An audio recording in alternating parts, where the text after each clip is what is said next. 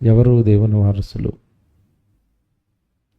అన్నది ఈరోజు మనం బైబిల్లో నుండి నేర్చుకుందాం. సహజంగా భూమి మీద మీరు ఆలోచించినప్పుడు వారసులుగా ఎవరిని పడితే వాళ్ళని ప్రకటించరు. మీకు తెలియదు కాదు. ఆస్తికి కానీ, తన ఇంటి పేరు వారసత్వానికి కానీ, తనకున్న పేరుకు కానీ, తనకున్న హోదాకు కానీ ఇతను నా వారసుడు అని ఎవరిని పడితే వారిని సెలెక్ట్ చేయరు, ఎవరిని పడితే వారిని ఒప్పుకోరు. అలాంటిది పరిశుద్ధుడైన దేవుడు, పవిత్రుడైన మన కన్నతండ్రి, ప్రేమామయుడైన దేవుడు తన ఆస్తి పరలోక రాజ్యం, దానిని ఎవరికి ఇస్తాడు? ఆ పరలోక రాజ్యానికి ఎవరిని వారసులుగా అంగీకరిస్తాడు? ఇది ఈరోజు మనం బైబిల్లో నుండి నేర్చుకుందాం. ఎవరు ఆయన వారసులు, ఎవరు ఆయన ఆస్తికి వారసులు, ఎవరు దేవుడి ఆస్తిని అనుభవించే నిజమైన వారసత్వాన్ని పొందుకునేవారు ఎవరు అన్నది మనం ఈరోజు ఆలోచిద్దాం. సహజంగా మీరు భూమి మీద విషయాలు అర్థమైతే దేవుని విషయాలు మీకు అర్థమవుతాయి. ఒక రాజకీయ నాయకుడు అతని వయసు అయిపోయిన తర్వాత ఆ రాజకీయ హోదా, అంటే ఆ పార్టీకి హోదా లేదా తన పదవికి హోదా ఏదైతే ఉందో, తన తదనంతరం ఆ హోదా కానీ, ఆ పదవి కానీ, ఆ వారసత్వం కానీ ఎవరికి పడితే వాళ్ళకి అప్పగించటండి. మంచి నాయకుడైతే తను అనుకున్న ఆశయాలు, తను అనుకున్న గుణాలు ఎవరిలో అయితే ఉంటాయో వాళ్ళని చూసి ఇతడు నా తదనంతరం నా వారసుడు అని ప్రకటిస్తాడు. వేల కోట్ల రూపాయలు బిజినెస్ వ్యాపారం ఉన్న వ్యాపారవేత్త తన తదనంతరం తన కొడుకును తీర్చిదిద్ది గొప్పవాడిని చేసి బిజినెస్ మెలకువలన్నీ నేర్పి, ఇదిగో నాకు వయసు అయిపోయింది, నేను రిటైర్ అయిపోతున్నాను, ఇతడికి మీ వారసుడు అని పరిచయం చేస్తాడు. పిల్లలు లేకపోతే, పిల్లలు లేనప్పుడు ఆ సామర్థ్యం ఎవరిలో ఉందో చూస్తాడు, ఆ శక్తి ఎవరిలో ఉందో చూస్తాడు, వాళ్ళను వారసుడిగా ప్రకటిస్తాడు. మీకు తెలియదు కాదు, కొన్ని సంవత్సరాల క్రితం ఒక అతను వారసత్వం కోసం పోరాడాడు. ఎన్డి తివారీ కొడుకు తెలుసు కదా మీకు, గవర్నర్ అయిన రోహిత్ శేఖర్ ఆయన పేరు, అబ్బాయి పేరు. నేను ఎన్డి తివారీ గారు కొడుకును అన్నాడు మీడియా ముందుకు వచ్చి. ఆయన ఏమన్నాడు తెలుసా తివారీ గారు? అసలు ఇతనికి నాకు ఎటువంటి సంబంధం లేదు, అతను ఎవరో నాకు తెలియదు అన్నాడు. అప్పుడు ఇతను కోర్టుకి వెళ్ళాడు. కోర్టుకి వెళ్ళి, లేదండి ఆయన అబద్ధం ఆడుతున్నాడు, ఆయనే నాకు జన్మనిచ్చింది, ఆయనే నా తండ్రి, అక్రమ సంబంధం పెట్టుకుని నన్ను కనేశాడు, ఇప్పుడు నేను కొడుకునంటే ఒప్పుకోవటం లేదు, మీరే నాకు న్యాయం చేయాలని కోర్టుకి వెళ్ళినప్పుడు కోర్టు ఏం చెప్పిందో తెలుసా? నిజంగా నీలో అతని వారసత్వం ఉందో లేదో మేము పరీక్షిస్తాం. టెస్ట్. ఏం టెస్ట్ చేశారు చెప్పండి? డిఎన్ఏ టెస్ట్ చేశారు. అంటే అతని రక్తాన్ని, తండ్రి రక్తాన్ని, కొడుకు రక్తాన్ని తీసుకుని ల్యాబ్లో టెస్ట్ చేశారు. అప్పుడు అతనిలో ఉన్న డిఎన్ఏ ఇతనిలో ఉందనుకోండి, అప్పుడు ఇతను ఏమవుతాడు? వారసుడు అవుతాడు. దీనికి నువ్వు ఓకేనా అంద కోర్టు. ఈ రోహిత్ శేఖర్ అనే అబ్బాయి ఏమన్నాడు తెలుసా? నేను ఓకేనండి, నాకు న్యాయం చేయండి, నా రక్తం ఇస్తాను, ఆయన రక్తం తీసుకోండి అన్నాడు. ఇద్దరు బ్లడ్ శాంపిల్స్ తీశారు, ల్యాబ్కి వెళ్ళింది, డిఎన్ఏ టెస్ట్ చేశారు. చేయగానే అతనిలో ఉన్న డిఎన్ఏ ఇతనిలో ఉంది.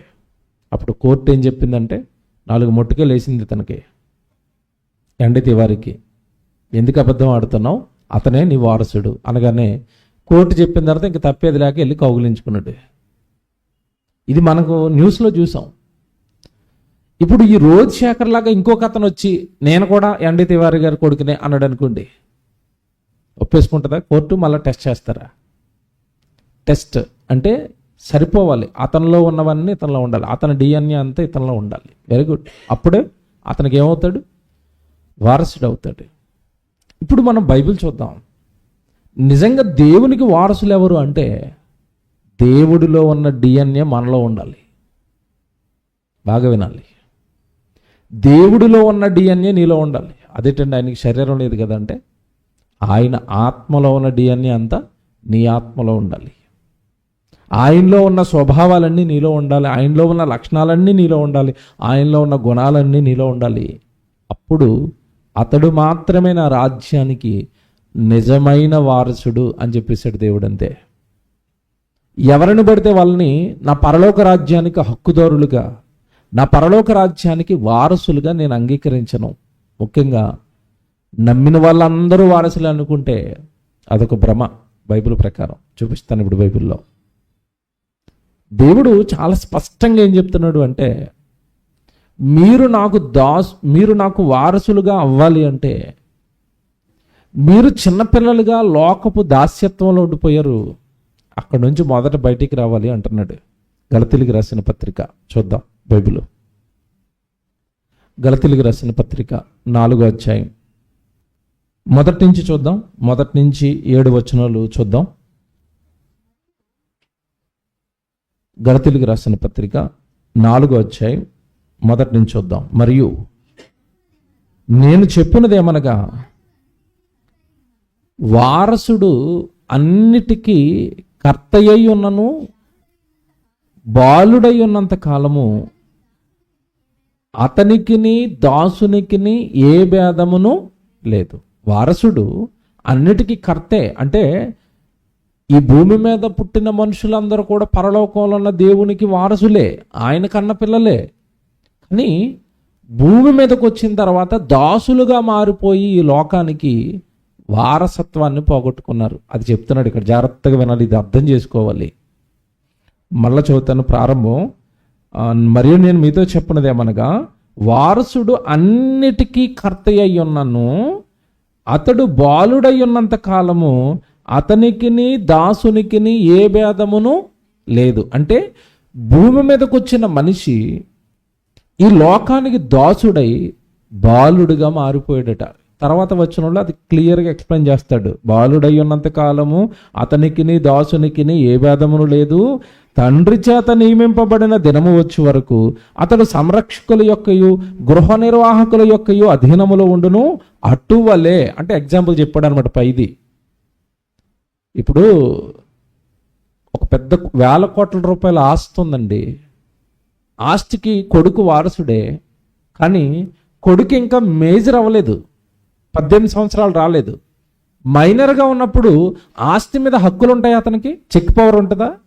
ఎక్కడ పడితే అక్కడ సంతకాలు పెట్టినా కుదురుతుందా? కుదరదు. ఎందుకు కుదరటం లేదు? అతడు వారసుడే, కానీ ఎందుకు కుదరటం లేదు? ఏమి రాలేదు, ఇంకా ఏజ్ రాలేదు. అది ఎగ్జాంపుల్ చెప్పాడు పైన. బాలుడుగా ఉన్నంత కాలము అతడు వారసుడైనా సరే ఏమీ చేయడానికి కుదరదు. ఇది మీకు అర్థమైంది కదా? అతడికిని దాసుడికిని ఏ తేడా ఉండదు అంటున్నాడు. దాసుడు అంటే ఇంట్లో పనివాడెంతో, ఈ కొడుకు కూడా అంతే. అతను జీతం తీసుకోవాలి, ఇతను కూడా తండ్రి దగ్గర నుంచి అడిగి డబ్బులు తీసుకోవాలి తప్ప ఇతను ఇంకా వారసుడు అవ్వలేదు, హక్కుదారుడు అవ్వలేదు. ఇది మనకు అర్థమైతే ఆ ఉదాహరణ చెప్పి పైన 3వ వచనానికి వెళ్ళేసరికి అటువలే అన్నాడు. అంటే ఎగ్జాంపుల్ని తీసుకుని ఆ ఉపమానాన్ని తీసుకుని మనకేదో చెప్తున్నాడు. అటువలే మనము బాలురమై ఉన్నప్పుడు లోక సంబంధమైన మూలపాఠమునకు లోబడి దాసులమై ఉంటిమి. అది మనము బాలురుగా ఉండిపోయాం, ఈ లోకానికి దాసులుగా ఉండిపోయాం. దేవుని రాజ్యానికి వెళ్ళవలసిన మనం ఈ లోకానికి దాస్యత్వం చేసి ఈ లోకపు పాపాన్ని అంటించుకొని ఈ లోకపు ఆశల్లో కూరుకుపోయి పరలోక రాజ్యాన్ని మర్చిపోయి ఆత్మను మర్చిపోయి చనిపోయిన తర్వాత జీవితాన్ని మర్చిపోయి మనం ఈ లోకానికి దాసులం అయిపోయాం. అక్కడ ఒక పదం ఉంటుంది, మీరు మూలపాఠములు అన్నాడు కదా, లోక సంబంధమైన మూలపాఠములకు అని అక్కడ పుట్నోట్లో 4 కింద చూడండి ఏమనుందో, భూతములకు అని ఉంటుంది. భూతం అనేసరికి దెయ్యం అనుకోకండి. భూతం అంటే పంచభూతాలు, అంటే ఈ భూమి మీద ఉన్న సృష్టిలో ఉన్న భూమికి గాలికి నీరుకి బ్రతకడానికి ఇదే లోకం అనుకుని ఈ లోకానికి కట్టుబానిసలం అయ్యాం. ఎంత బాగా రాశాడు చూసారా? ఈ లోక సంబంధమైన వాటికి మూలపాఠాలకు, ఈ లోకంలో ఉన్న పంచిభూతాలకు, ఆకాశం నాదే, భూమి నాదే, ఇల్లు నాదే, పొలం నాదే, ఆస్తి నాదే, నాదే నాదే నాదే అనుకుంటే అక్కమని చచ్చిపోతున్నాడు. చెల్లి చెప్పింది కదా ఇప్పటి వరకు, అన్నీ నావే అంటాడు. వెళ్ళేటప్పుడు మాత్రం ఒట్టి చేతులు అలా ఊపుకుంటూ తీసుకెళ్తాడు. వెళ్ళేటప్పుడు చూడండి, శవాన్ని అలా తీసుకెళ్తున్నప్పుడు శవం ఇలా ఊగుతుందా? ఓ చెయ్యి కింద కడేసాడు అనుకోండి, పరిస్థితి ఏంటి? ఇంకెలాగ ఊపుకుంటూ వెళ్ళిపోతామే. ఒట్టి చెయ్యి ఏమీ లేదు, ఒట్టి చేతులతో వచ్చాను, నేను తిరిగి ఎలాగ వెళ్తున్నాను? ఒట్టి చేతులతో వెళ్ళిపోతున్నాను. ఎందుకు ఈ లోకానికి బానిస అయ్యావు? ఎందుకు ఈ లోకానికి అంటే, ఈ లోకానికి బానిసై ఆ లోకాన్ని పోగొట్టుకుంటున్నాడు, ఆ వారసత్వాన్ని, సంపదను పోగొట్టుకుంటున్నాడు. ఈ లోకం ఎలాంటిది అంటే జస్ట్ టెంట్ లాంటిది, మీకు తెలియదు కాదు. పర్మనెంట్ సెటప్ కాదు, ఇది టెంపరీ సెటప్. అప్పుడప్పుడు చూడండి, ఎలక్షన్ అయినప్పుడు పోలీసు వాళ్ళు ఎలక్షన్ డ్యూటీకి వస్తారు, ఆర్మీ వాళ్ళు ఎలక్షన్ డ్యూటీకి వస్తారు. ఎలక్షన్ క్యాంపెయిన్ ఎక్కడైతే జరుగుతుందో, ఎలక్షన్ కేంద్రం ఎక్కడైతే ఉందో, వాళ్ళు బయట టెంట్ వేసుకుంటారు. ఆ టెంట్ ఎందుకు వేశారు? టెంపరీయా, పర్మనెంటా? పర్మనెంట్ కాదు, అది టెంపరీ. ఎప్పటి వరకు ఉంటుంది? ఎలక్షన్ అయిపోయేంత వరకు ఉంటుంది. ఎలక్షన్ అయిపోయింది అనుకోండి, వీళ్ళు టెంట్ కూడా ఏం చేస్తారు? ఎత్తేస్తారు. అలాగే భూమి మీద దేవుడికి ఒక లెక్క ఉంది. భూమి మీద ఎంతమంది కావాలో తనకి పిల్లలు, సహదాసుల యొక్క లెక్క పూర్తవ్వాలి. అప్పటి వరకు భూమి మీద మనుషులు పుడతారు. ఆ కౌంట్ పూర్తయిపోగానే దేవుడు ఈ టెంట్ను కూడా ఏం చేస్తాడు? తీసేస్తాడు. నాయన వెళ్ళిపోయిన, ఆయన కౌంట్ పూర్తయిపోయింది అంటాడు. ఆయన వచ్చేస్తాడు. ఎవరు? యేసుక్రీస్తుల వారు. వస్తుండగానే అలాగే ఎంట్రీ ఇవ్వగానే ఆకాశం రగులుకుంటుంది, నక్షత్రాలన్నీ రాలిపోతాయి, భూమి అంతా లయమైపోతుంది, కరిగిపోతుంది. నువ్వు సంపాదించిన బంగారం, నువ్వు సంపాదించిన వెండి, అసలు వారసత్వం, అసలు ఆస్తి ఇది కాదు. ఏది నీ అసలైన వారసత్వం? పరలోకం. ఏది నీ అసలైన ఆస్తి? దేవుడున్న లోకం. పరలోకం అనే ఆస్తి గురించి బ్రతకాలి. కానీ మనిషి ఏమైపోయాడు అంటే, ఈ లోకానికి బానిస అయ్యాడట, ఈ లోకానికి దాసుడైపోయాడట. అప్పుడు దేవుడు ఏం చేశాడు అంటే, తన కుమారుని పంపించాడు. ఎవరిని? యేసుక్రీస్తుల వారిని. ఆయన్ని ఈ లోకానికి పంపించి ఏమి నేర్పించాడంటే, మనకి తండ్రి ఉన్నాడు పరలోకంలో, ఆ తండ్రి పిల్లలం మనమంతా. ఆయన మీ కొరకు ఎదురు చూస్తున్నాడు. మీకంటూ ఒక లోకం ఉంది, మీకంటూ ఒక ఆస్తి ఉంది, మీకంటూ ఒక రాజ్యం ఉంది. ఆ లోకాన్ని, ఆ ఆస్తిని మర్చిపోయి ఈ సాతాను అలుముకున్న ఈ లోకంలో, అపవాది అండర్లోనికి, అపవాది అధీనంలోకి వెళ్ళిపోయిన ఈ లోకంలో నేరస్తులుగా, పాపం చేసేవాళ్ళుగా మీరు ఎందుకు మిగిలిపోయారు అని ఆయన ఈ లోకాన్ని ప్రశ్నిస్తూ పరలోకాన్ని చూపించటం ప్రారంభించాడు. ఆ పరలోకానికి వెళ్ళడానికి మనుషులందరికీ అడ్డుగా మారిపోయింది పాపం. ఆ పాపాన్ని తన రక్తం అంతా ఇచ్చి, పాపం అంతా కడిగి పరిశుద్ధుల్ని చేశాడు. తర్వాత ఒక కుమారుణ్ణేమో రక్తం కార్చి పాపం తీయడానికి ఒక కుమారుణ్ణి ఇస్తే, మరొక కుమారుణ్ణి ఇచ్చాడు, పరిశుద్ధాత్మ దేవుణ్ణి. ఆయన్ని మన హృదయంలోనికి పంపించి దేవుడు నిరంతరము మనల్ని కాపు కాస్తున్నాడు, నిరంతరము మన మీద ఆశ పెట్టుకున్నాడు. ఒకటే కారణం, మనలందరినీ ఎక్కడికి నడిపించాలి? పరలోకానికి, తన రాజ్యానికి తన పిల్లల్ని ఎలాగైనా తెచ్చుకోవాలి, తన ఆస్తికి వారసులుగా చేయాలి అని దేవుడు పడుతున్న కష్టము, దేవుడు పడుతున్న తపన అంతా ఇంత కాదండి. అది అర్థమైపోయిన సేవకులు ఇదిగో ₹1,000 ఖర్చు పెట్టి, సెమినార్లు పెట్టి, వాక్యం వినిపించి, ఒకటే ధ్యేయం, పరలోకానికి నడిపించాలి, ఒక్క ఆత్మనైనా రక్షించాలి, నిజాలు చెప్పాలి, సత్యాలు చెప్పాలి. పరలోకం పైన, పరలోకంలో ఉన్న కన్నతండ్రి పైన ఆశ భూమి మీద ఉన్న మనుషులకు కలిగేటట్టుగా ఆయన ప్రేమంతా చెప్పాలి. ఇప్పుడు 4వ వచనం మీ అందరికీ తెలుసు. అయితే కాలము పరిపూర్ణమైనప్పుడు దేవుడు తన కుమారుణ్ణి పంపించి మన పాపాలన్నీ తీశాడు. కిందకు చదువుదాం, టైం అయిపోతుంది కాబట్టి కింద ఒక మాట చదువుతాను, మీరు 6వ వచనం చదువుదాం. 6వ వచనం, మరియు మీరు కుమారులై ఉన్నందున నాయనా తండ్రి అను మొరపెట్టు తన కుమారుని ఆత్మను దేవుడు మన హృదయములోనికి పంపెను. ఒక కుమారుణ్ణేమో శరీరంతో పాపాలు కడగడానికి, మరొక కుమారుడు పరిశుద్ధాత్మ దేవుణ్ణేమో, ఇప్పుడు ఎంత స్పష్టంగా రాశారంటే అక్కడ, నాయన తండ్రి అను మొరపెట్టు తన కుమారుని ఆత్మ, పెద్ద లెటర్స్లో ఉన్నాయి చూసారా? ఆ పెద్ద లెటర్స్లో ఉన్న ఆత్మ అని రాయబడిన ప్రతి చోట ఎవరి గురించి? అది పరిశుద్ధాత్మ దేవుడి గురించి. పరిశుద్ధాత్మ దేవుణ్ణి కుమారుడిగా సంబోధిస్తున్నాడు. ఒక కుమారుణ్ణేమో శరీరంతో, ఒక కుమారుణ్ణేమో ఆత్మగా పంపించాడు. ఇంతకీ ఆయన పరలోకాన్ని విడిచిపెట్టి భూమి మీదకి తన పిల్లల్ని పంపించడానికి రీజన్ ఏంటంటే, ఆయన పిల్లలమైన మనమంతా ఈ లోకానికి బానిసలంగా మారిపోయాం. ఈ లోకానికి దాసులం అయిపోయాం, ఆ లోకాన్ని మర్చిపోయాం. తన పిల్లల్ని పంపించి ఆ లోకపు ఆలోచనలన్నీ పుట్టించాలి దేవుడు. ఆ లోకమందరూ గుర్తు చేయాలి, ఆ లోకానికి నడిపించాలి. నిజంగా ఎంత త్యాగం చేస్తున్నాడు చూసారా దేవుడు. తన కుమారుని ఆత్మను దేవుడు మన హృదయములోనికి పంపెను. ఒక కుమారుణ్ణేమో శరీరం ఇచ్చి లోకంలోకి పంపించాడు, మరొక కుమారుని ఎవరెవరైతే బాప్తిసం తీసుకుంటున్నారో వాళ్ళందరి హృదయాలలోనికి పంపిస్తున్నాడట. తర్వాత చూద్దామే. కాబట్టి ఈ జాగ్రత్తగా 7వ వచనం అండర్లైన్ చేసుకోండి. కాబట్టి నీవిక దాసుడవు కావు, కుమారుడవే. కుమారుడవైతే దేవుని ద్వారా వారసుడవు. ఇది అండర్లైన్ చేసుకోండి. ఎవరట వారసులు? ఎవరట వారసులు? నీవు దేవునికి కుమారుడవైతే, కుమారుడవైతే ఆ పదం చూసారా? నువ్వు దేవునికి కుమారుడవైతే అప్పుడు నువ్వు దేవునికి ఏమవుతావు? వారసుడు అవుతావు. ఈ ఆస్తి నాదేనని ఏమండి ఇందా మనం చదువుకున్నాం కదా, రోజ్శేఖర్ వచ్చేస్తే సరే నాయన తీసేసుకో అనడా? నా కొడుకుగా నిన్ను నువ్వేం చేయాలి? నిరూపించుకోవాలి. నా కొడుకుగా నువ్వు నిరూపించుకో. నా డిఎన్ఏ నీలోనే ఉందని నాకు ప్రూవ్ చేయి. అప్పుడు నా ఆస్తికి నిన్ను ఏం చేస్తాను? వారసుడిగా చేస్తాను. ప్రూవ్ అయింది, అతను వారసుడు అయ్యాడు. ఇప్పుడు జాగ్రత్తగా వినాలి. మనం కూడానట దేవునికి కుమారులమైతే అప్పుడు మనం ఏమవుతామట? వారసులు. అంటే ఆ పరలోకపు రాజ్యపు వారసత్వం, పరలోకపు ఆస్తి అందరికీ ఇవ్వడా అంటే ఇవ్వడండి, ఇవ్వడు. ఆయన పిల్లలకు మాత్రం ఇస్తాడు, ఆయన కుమారులకు మాత్రం ఇస్తాడు. ఇంతకీ ఇప్పుడు మనకు అర్థం కావాల్సింది ఏంటంటే, నువ్వు దేవునికి కుమారుడవైతే వారసుడు అవుతావు అన్నాడు. దేవునికి కుమారులు అవటం ఏంటి? దేవుని కుమారులు మేము అని దేవుడు మనల్ని ఎప్పుడు గుర్తిస్తాడు? మనల్ని ఎప్పుడు గుర్తిస్తాడు?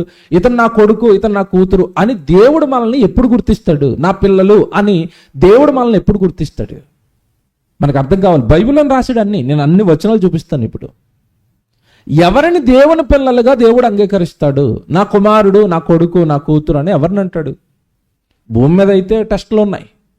మరి పరలోకంలో ఉన్న దేవునికి నేను కుమారుడిని, పరలోకంలో ఉన్న దేవునికి నేను కుమార్తెను అంటే కొన్ని స్వభావాలు, కొన్ని లక్షణాలు, కొంత ప్రవర్తన దేవుడు నీ నుండి ఆశిస్తున్నాడు. అది నీలో కనబడినప్పుడు మాత్రమే తన కుమారుడిగా, తన కుమార్తెగా నిన్ను నన్ను దేవుడు అంగీకరిస్తాడు. ఎఫెసీయులకు రాసిన పత్రిక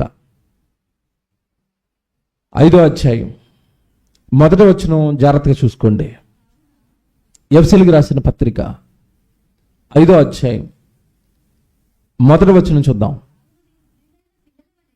కావున మీరు ప్రియులైన పిల్లల వలె. ఎవరికి పిల్లలు? మనం దేవునికి పిల్లలు. జాగ్రత్తగా వినాలి. కావున మీరు ప్రియులైన పిల్లల వలె దేవుని పోలి నడుచుకొనుడి.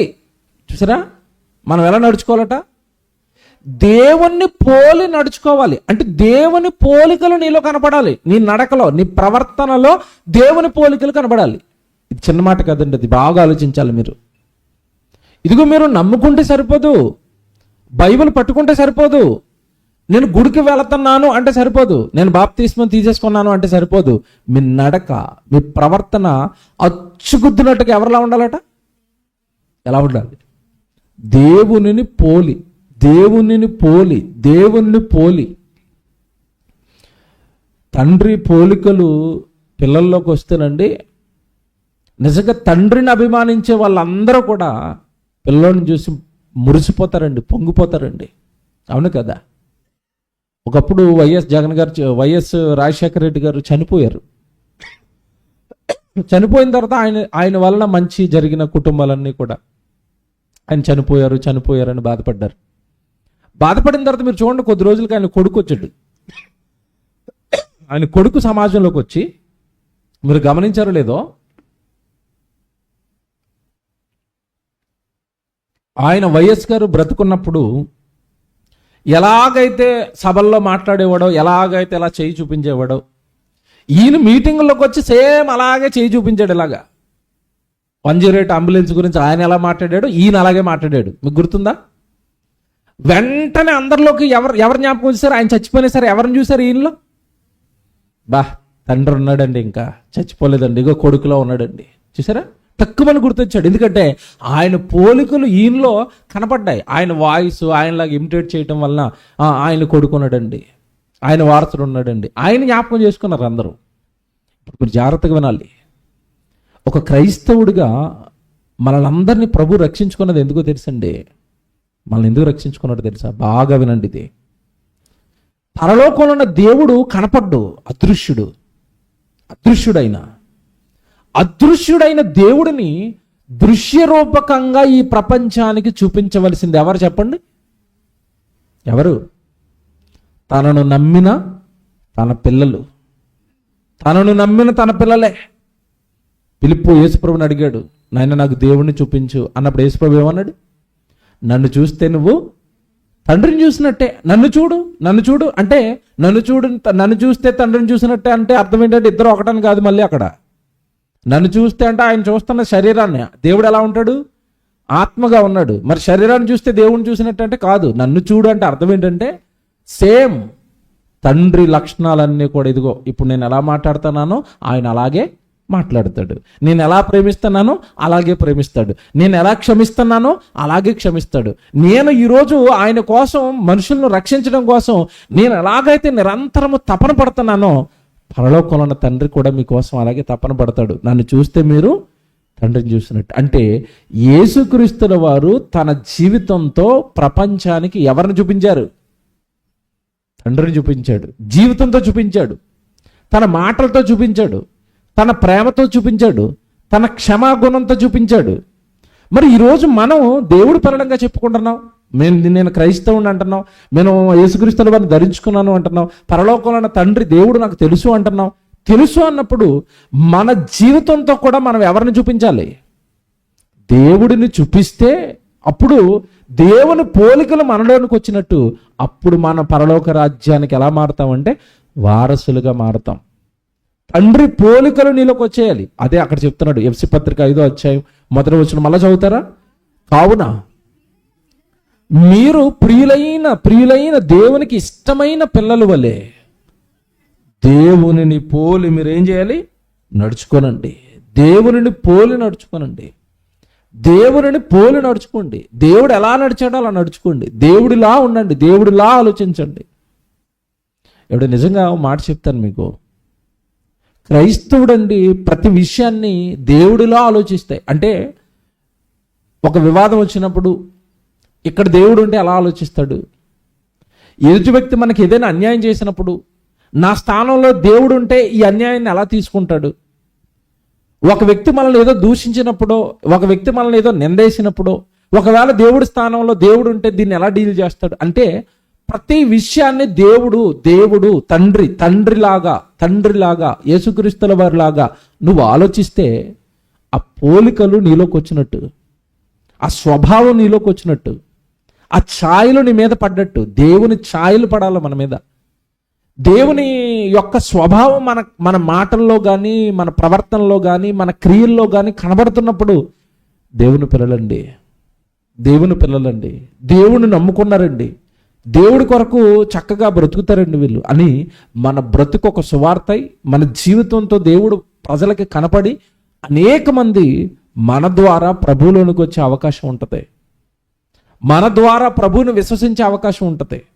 కనుక ముందు పరలోక రాజ్యానికి మనం వారసులం అవ్వాలి అంటే ఖచ్చితంగా దేవుడు చెప్పినట్టుగా దేవుడి పోలికలతో భూమి మీద మనం నడవాలి, బ్రతకాలి.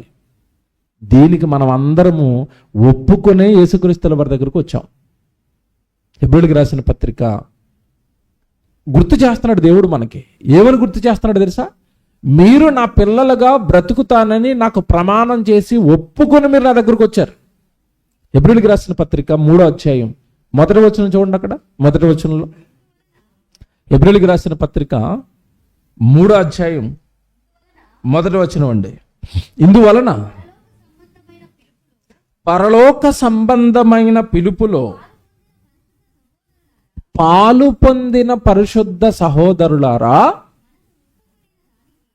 అంటే పరలోక రాజ్యానికి మేము వస్తాము, ఆ రాజ్యంలో మేము ఉంటాము, దానికి హక్కుదారులుగా మేము ఉంటామని మనం ఒప్పుకొని చూసారా? ఒప్పుకున్నామా? ఒప్పుకున్నాం. ఎప్పుడు ఒప్పుకున్నాం చెప్పండి? ఎప్పుడు? బాప్తిసం అప్పుడు ఒప్పుకున్నాం. ఓకే, ఇప్పుడు ఒప్పుకున్న దానికి ఏం చేయాలట చెప్తున్నాడు, చదవండమ్మా. మనము ఒప్పుకొనిన దానికి అపోస్తలుడును మన ప్రధాన యాజకుడునైన యేసుక్రీస్తుల వారి మీద మనం ఏం చేయాలట? లక్ష్యం ఉంచండి. మీరు ఒప్పుకున్న దాని మీద లక్ష్యం ఉంచండి. ఇది చిన్న మాట కదండి. ఒప్పుకున్న దాని మీద లక్ష్యం ఉంచండి. ఒప్పుకున్న దాని మీద లక్ష్యం ఉంచండి. ఏం ఒప్పుకున్నాం? ఒకసారి బాప్తిసం తీసుకున్న రోజుల్లోకి వెళ్ళండి. మీరు ఆ స్నానానికి దిగుతున్నారు చూసారు, అలాగ చెరువులోకి. పైన ప్రసంగం అయింది, చెరువులో ప్రసంగం అయింది. ఒకసారి జ్ఞాపకం చేసుకోండి. ఏం ఒప్పుకున్నాం చెప్పండి? మనం చివరి వరకు ప్రభుని విడిచిపెట్టకుండా బ్రతుకుతారా అంటే ఏమన్నాం? బ్రతుకుతానన్నాం. ఆదివారం డ్యూటీ వేస్తే డ్యూటీకి వెళ్ళిపోతాం కదా. ఒప్పుకోవటం ఈజీయే, జాగ్రత్తగా వినాలి. ఒప్పుకోవటం ఈజీయే. ఒప్పుకున్న దాన్ని కొనసాగించటం బాగా అర్థం చేసుకోవాలి. మీరు ఒప్పుకున్న దాని మీద లక్ష్యం ఉంచండి అని ఎందుకంటున్నాడంటే, మీరు ఒప్పుకున్నది చేయట్లేదు. ఒప్పుకున్నది ఒకటి, చేస్తున్నది ఒకటి. ఒప్పుకున్నది ఒకటి, బ్రతుకుతున్నది ఒకటి. నేను నా మాటలన్నీ నువ్వు మార్చేసుకుంటావా, పాత జీవితాన్ని వదిలేస్తావంటే వదిలేస్తానండి ఈ రోజుతో సమాధానం పాత జీవితాన్ని. అప్పుడప్పుడు ఆ పాత జీవితపు ఛాయలు మీదకి వచ్చి వెళ్ళిపోతూ ఉంటాయి. ఒప్పుకున్న దాని మీద లక్ష్యం లేదేంటి? ఒప్పుకున్న దాని మీద లక్ష్యం లేదండి. మళ్ళా చెప్తున్నాను, ఒప్పుకున్నది ఏంటి, బ్రతుకుతున్నది ఏంటి? నిజంగా మాట్లాడుకుందాం, నిజాలు మాట్లాడుకుందాం. మనం ఒప్పుకున్న దాని ప్రకారమే బ్రతుకుతున్నావా? మీరు చెప్పండి, బాగా ఆలోచించండి. ప్రతి దానికి వాక్య ప్రకారం బ్రతకాలి. వాక్యంలో దేవుడు ఎలా చెప్పాడో అలాగే బ్రతకాలంటే అలాగేనండి బ్రతికేస్తానండి అన్నాం. ఒప్పుకున్నాం కదా. ఎక్కడ బ్రతుకుతున్నాం? ఒప్పుకున్నది ఒకటి బాప్తిసం రోజు. ఈరోజు మనిషి చేస్తున్నది మరొకటి. యేసు మీద మీరు లక్ష్యం ఉంచండి, యేసు ప్రభు మీద లక్ష్యం ఉంచండి. మీరు ఒప్పుకుని వచ్చారు ఇక్కడికి, ఎవడు మాట్లాడగనా? ఒప్పుకున్న దాన్ని చేయట్లేదు అనుకోండి, లాభం జరుగుతుందా, నష్టం జరుగుతుందా? పనికి ఒప్పుకున్నాడు, ఏమండి మరి ఈసారి పని అంతా చేసేస్తాను, బిల్డింగ్ అంతా పెయింట్ వేసేస్తాను, నేను ఒక 20,000 అవుతుందని ఒప్పుకున్నాడు. సరే వేసే బాబు అని ఒక 5,000 అడ్వాన్స్ ఇస్తాడు. అడ్వాన్స్ ఇచ్చిన తర్వాత మిగతా డబ్బులన్నీ ఎప్పుడు ఇస్తాడు చెప్పండి? పని కంప్లీట్ అయితే మిగతా 15,000 వస్తుంది. వీడు సగం కొట్టి ఊరికి వెళ్ళిపోయాడు అనుకోండి. సగం కొట్టి ఊరికి వెళ్ళిపోయి పెయింట్ అక్కడి నుంచి ఫోన్ చేస్తున్నాడు, సార్ డబ్బులు వేయండి అని. వేస్తాడా వేయడా? నువ్వు మొదట వచ్చి ఒప్పుకున్నదంతా పూర్తి చేసి అప్పుడేం అడుగు? డబ్బులు అడుగు. Very good. ఇప్పుడు మనం పరలోకం కావాలి అంటే మనం కూడా ఏం చేయాలి? భూమి మీద ఏం చేయాలి? బాప్తిస్మం రోజు నువ్వు ఏదైతే ఒప్పుకున్నావో అదంతా చెయ్యాలి. చేస్తున్నావా? సత్క్రియలు చేస్తానని ఒప్పుకున్నావు. ఎంతమంది మీటింగ్లు పెడుతున్నారు? చేతులెత్తండి. సువార్తకి వెళ్తావా అంటే ఒప్పుకున్నావు. ఎంతమంది సువార్తకి వెళ్తున్నారు? చేతులెత్తండి. చూసారా, తేలిపోతాయి. భక్తి జీవితాలు వాక్యం ముందు పెడితే తేలిపోతాయండి. ఒప్పుకున్నది ఒకటి, బ్రతుకుతున్నది ఒకటి. సెట్ అవ్వలేదు దేవుడికి. ఇక్కడే దేవుడికి కోపం. మీరు ఒప్పుకొని వచ్చారు కదా నా దగ్గరికి వస్తే శ్రమ అన్నాను కదా, నా దగ్గరకు వస్తే పని అన్నాను కదా, నా దగ్గరకు వస్తే బాధ అన్నాను కదా. అయినా సరే మేము ఇవన్నీ అనుభవించి ఇదేముందండి చిన్న జీవితం, 60-70 ఏళ్ళ జీవితం, మాకు నిత్యరాజ్యం కావాలి, పరలోక రాజ్యం కావాలి, అందుకే మా పాపాలు కడుక్కుంటున్నాం, ప్రభు కోసం బ్రతుకుతామని వచ్చావు కదా. ఒప్పుకున్నది ఏదైనా అడుగుతున్నాడు. ఒప్పుకున్న దాని మీద లక్ష్యం ఏదైనా అడుగుతున్నాడు. ఒప్పుకున్న దాన్ని మర్చిపోయేవేంటని అడుగుతున్నాడు. అంటే క్రైస్తవుడు అనగానే దేవుడికి ఒక ప్రమాణం చేసి వచ్చాడు. ఏంటో తెలుసా? నువ్వు ఏది చెప్తే నేను అదే చేస్తాను. నువ్వు వాక్యంలో ఏది రాయిస్తే అదే నా జీవితంలో నేను పాటిస్తాను అని మాటిచ్చి వచ్చాడు క్రైస్తవుడు. మాటిచ్చి బ్రతుకుతున్నవాడు క్రైస్తవుడు. అందుకే రాశాడు ఇందాక ఎఫెసీ పత్రికలో మీరు చదువుకున్నారు కదా, మీరు ప్రియులైన దేవునికి పిల్లల వలె దేవుణ్ణి పోలి మీరు ఏం చేయాలి? నడుచుకోవాలి. మీ నడతలో దేవుడు కనబడాలి, మీ మాటల్లో దేవుడు కనబడాలి, మీ చూపులో దేవుడు కనబడాలి, మీ ఆప్యాయతలో దేవుడు కనబడాలి, మీరిచ్చే ఆతిథ్యంలో దేవుడు కనబడాలి. దేవుడిని చూపించాలి క్రైస్తవుడు. అప్పుడు నా పోలికలు వచ్చాయి, నా స్వభావం వచ్చింది కనుక ఇతడు పరలోక రాజ్యానికి ఎలిజిబుల్, అర్హత కలిగిన వాడు అని అప్పుడు దేవుడు మనకి ఆ నిత్యరాజ్యాన్ని ఆస్తిగా మనకు అనుగ్రహిస్తాడు. ఎవరికి పడితే వాళ్ళకి ఇచ్చే రాజ్యం కాదది. ఎవరిని పడితే వాళ్ళని రానిచ్చే లోకం కాదది. ఎందుకంటే ఒప్పుకోవటం చాలా మంది ఒప్పుకుంటున్నారు, చేసేవాళ్ళు మాత్రం కొద్దిమంది అయిపోయారట. యేసు చెప్పాడు, మీ అందరికి తెలిసి వచనం, లూకాసు వార్తలో ఒక ఆయన అడుగుతున్నాడు, ప్రభువా అందరూ పరలోక రాజ్యానికి వెళ్ళిపోతారా అని అడిగాడు. అందరూ దేవుడి రాజ్యాన్ని చూసేస్తారా అని అడిగాడు. అప్పుడు యేసుప్రభు చెప్పిన సమాధానం ఏంటి చెప్పండి? అందరూ వెళ్ళిపోతారా అన్నాడా? నాయన అందరూ అనుకుంటారు కానీ కష్టం అన్నాడా? లూకాసు వార్త చూడండి ఒకసారి 13వ అధ్యాయం 23, 24 వచనాలు చదవండి. లూకాసు వార్త 13వ అధ్యాయం 23వ వచనం చూడండి, 23వ వచనం, 24వ వచనం. ఒకడు వచ్చాడు యేసుప్రభు దగ్గరికి, ప్రభువా రక్షణ పొందువారు కొద్దిమందేనా అని ఆయన అడగగా, ఏమండి రక్షణ పొందువారు కొద్దిమందేనా అన్నాడా, ఎక్కువ మంది అంటున్నాడా? అంటే సబ్జెక్ట్ ఆడికి కూడా ఎంతో కొంత అర్థమైంది, అడుగుతున్నాడు కూడా అర్థమైంది, ప్రశ్న అడుగుతున్నాడు దగ్గర కూడా జ్ఞానం ఉంది. ప్రభువా అందరూ పరలోకం వెళ్ళిపోతారు కదా అన్నాడా? వాడే డౌట్గా ప్రభువా రక్షణ పొందేవారు లిమిటెడా అన్నాడా, కొద్దిమంది అంటున్నాడా? అంటే ఆడికే డౌట్ వచ్చింది ఎక్కడో. ఎందుకంటే ఈయన చేస్తున్న బోధల ప్రకారం, ఆయన బ్రతుకుతున్న బ్రతుకు ప్రకారం ఎవరైతే బ్రతుకుతారో వాళ్ళకే పరలోకం అంటే వాడికి ఎక్కడో డౌట్ కొడుతుంది. ఆయనలో ఎవరు బ్రతుకుతారు? ఆయనలో పరలోక రాజ్యం కోసం ఎవరు ఆరాటపడతారు? చచ్చిపోయిన తర్వాత పరలోకం వెళ్ళాలి అంటే నేను పాపం చేయకూడదు, బ్రతుకుని దేవుడికి ఇవ్వాలి, ఈ జీవితాన్ని అంతా దేవుడి కొరకు ఖర్చు పెట్టాలి అని ఎవరింత భక్తిగా ఆలోచిస్తారు అని డౌట్ వచ్చింది వాడికి.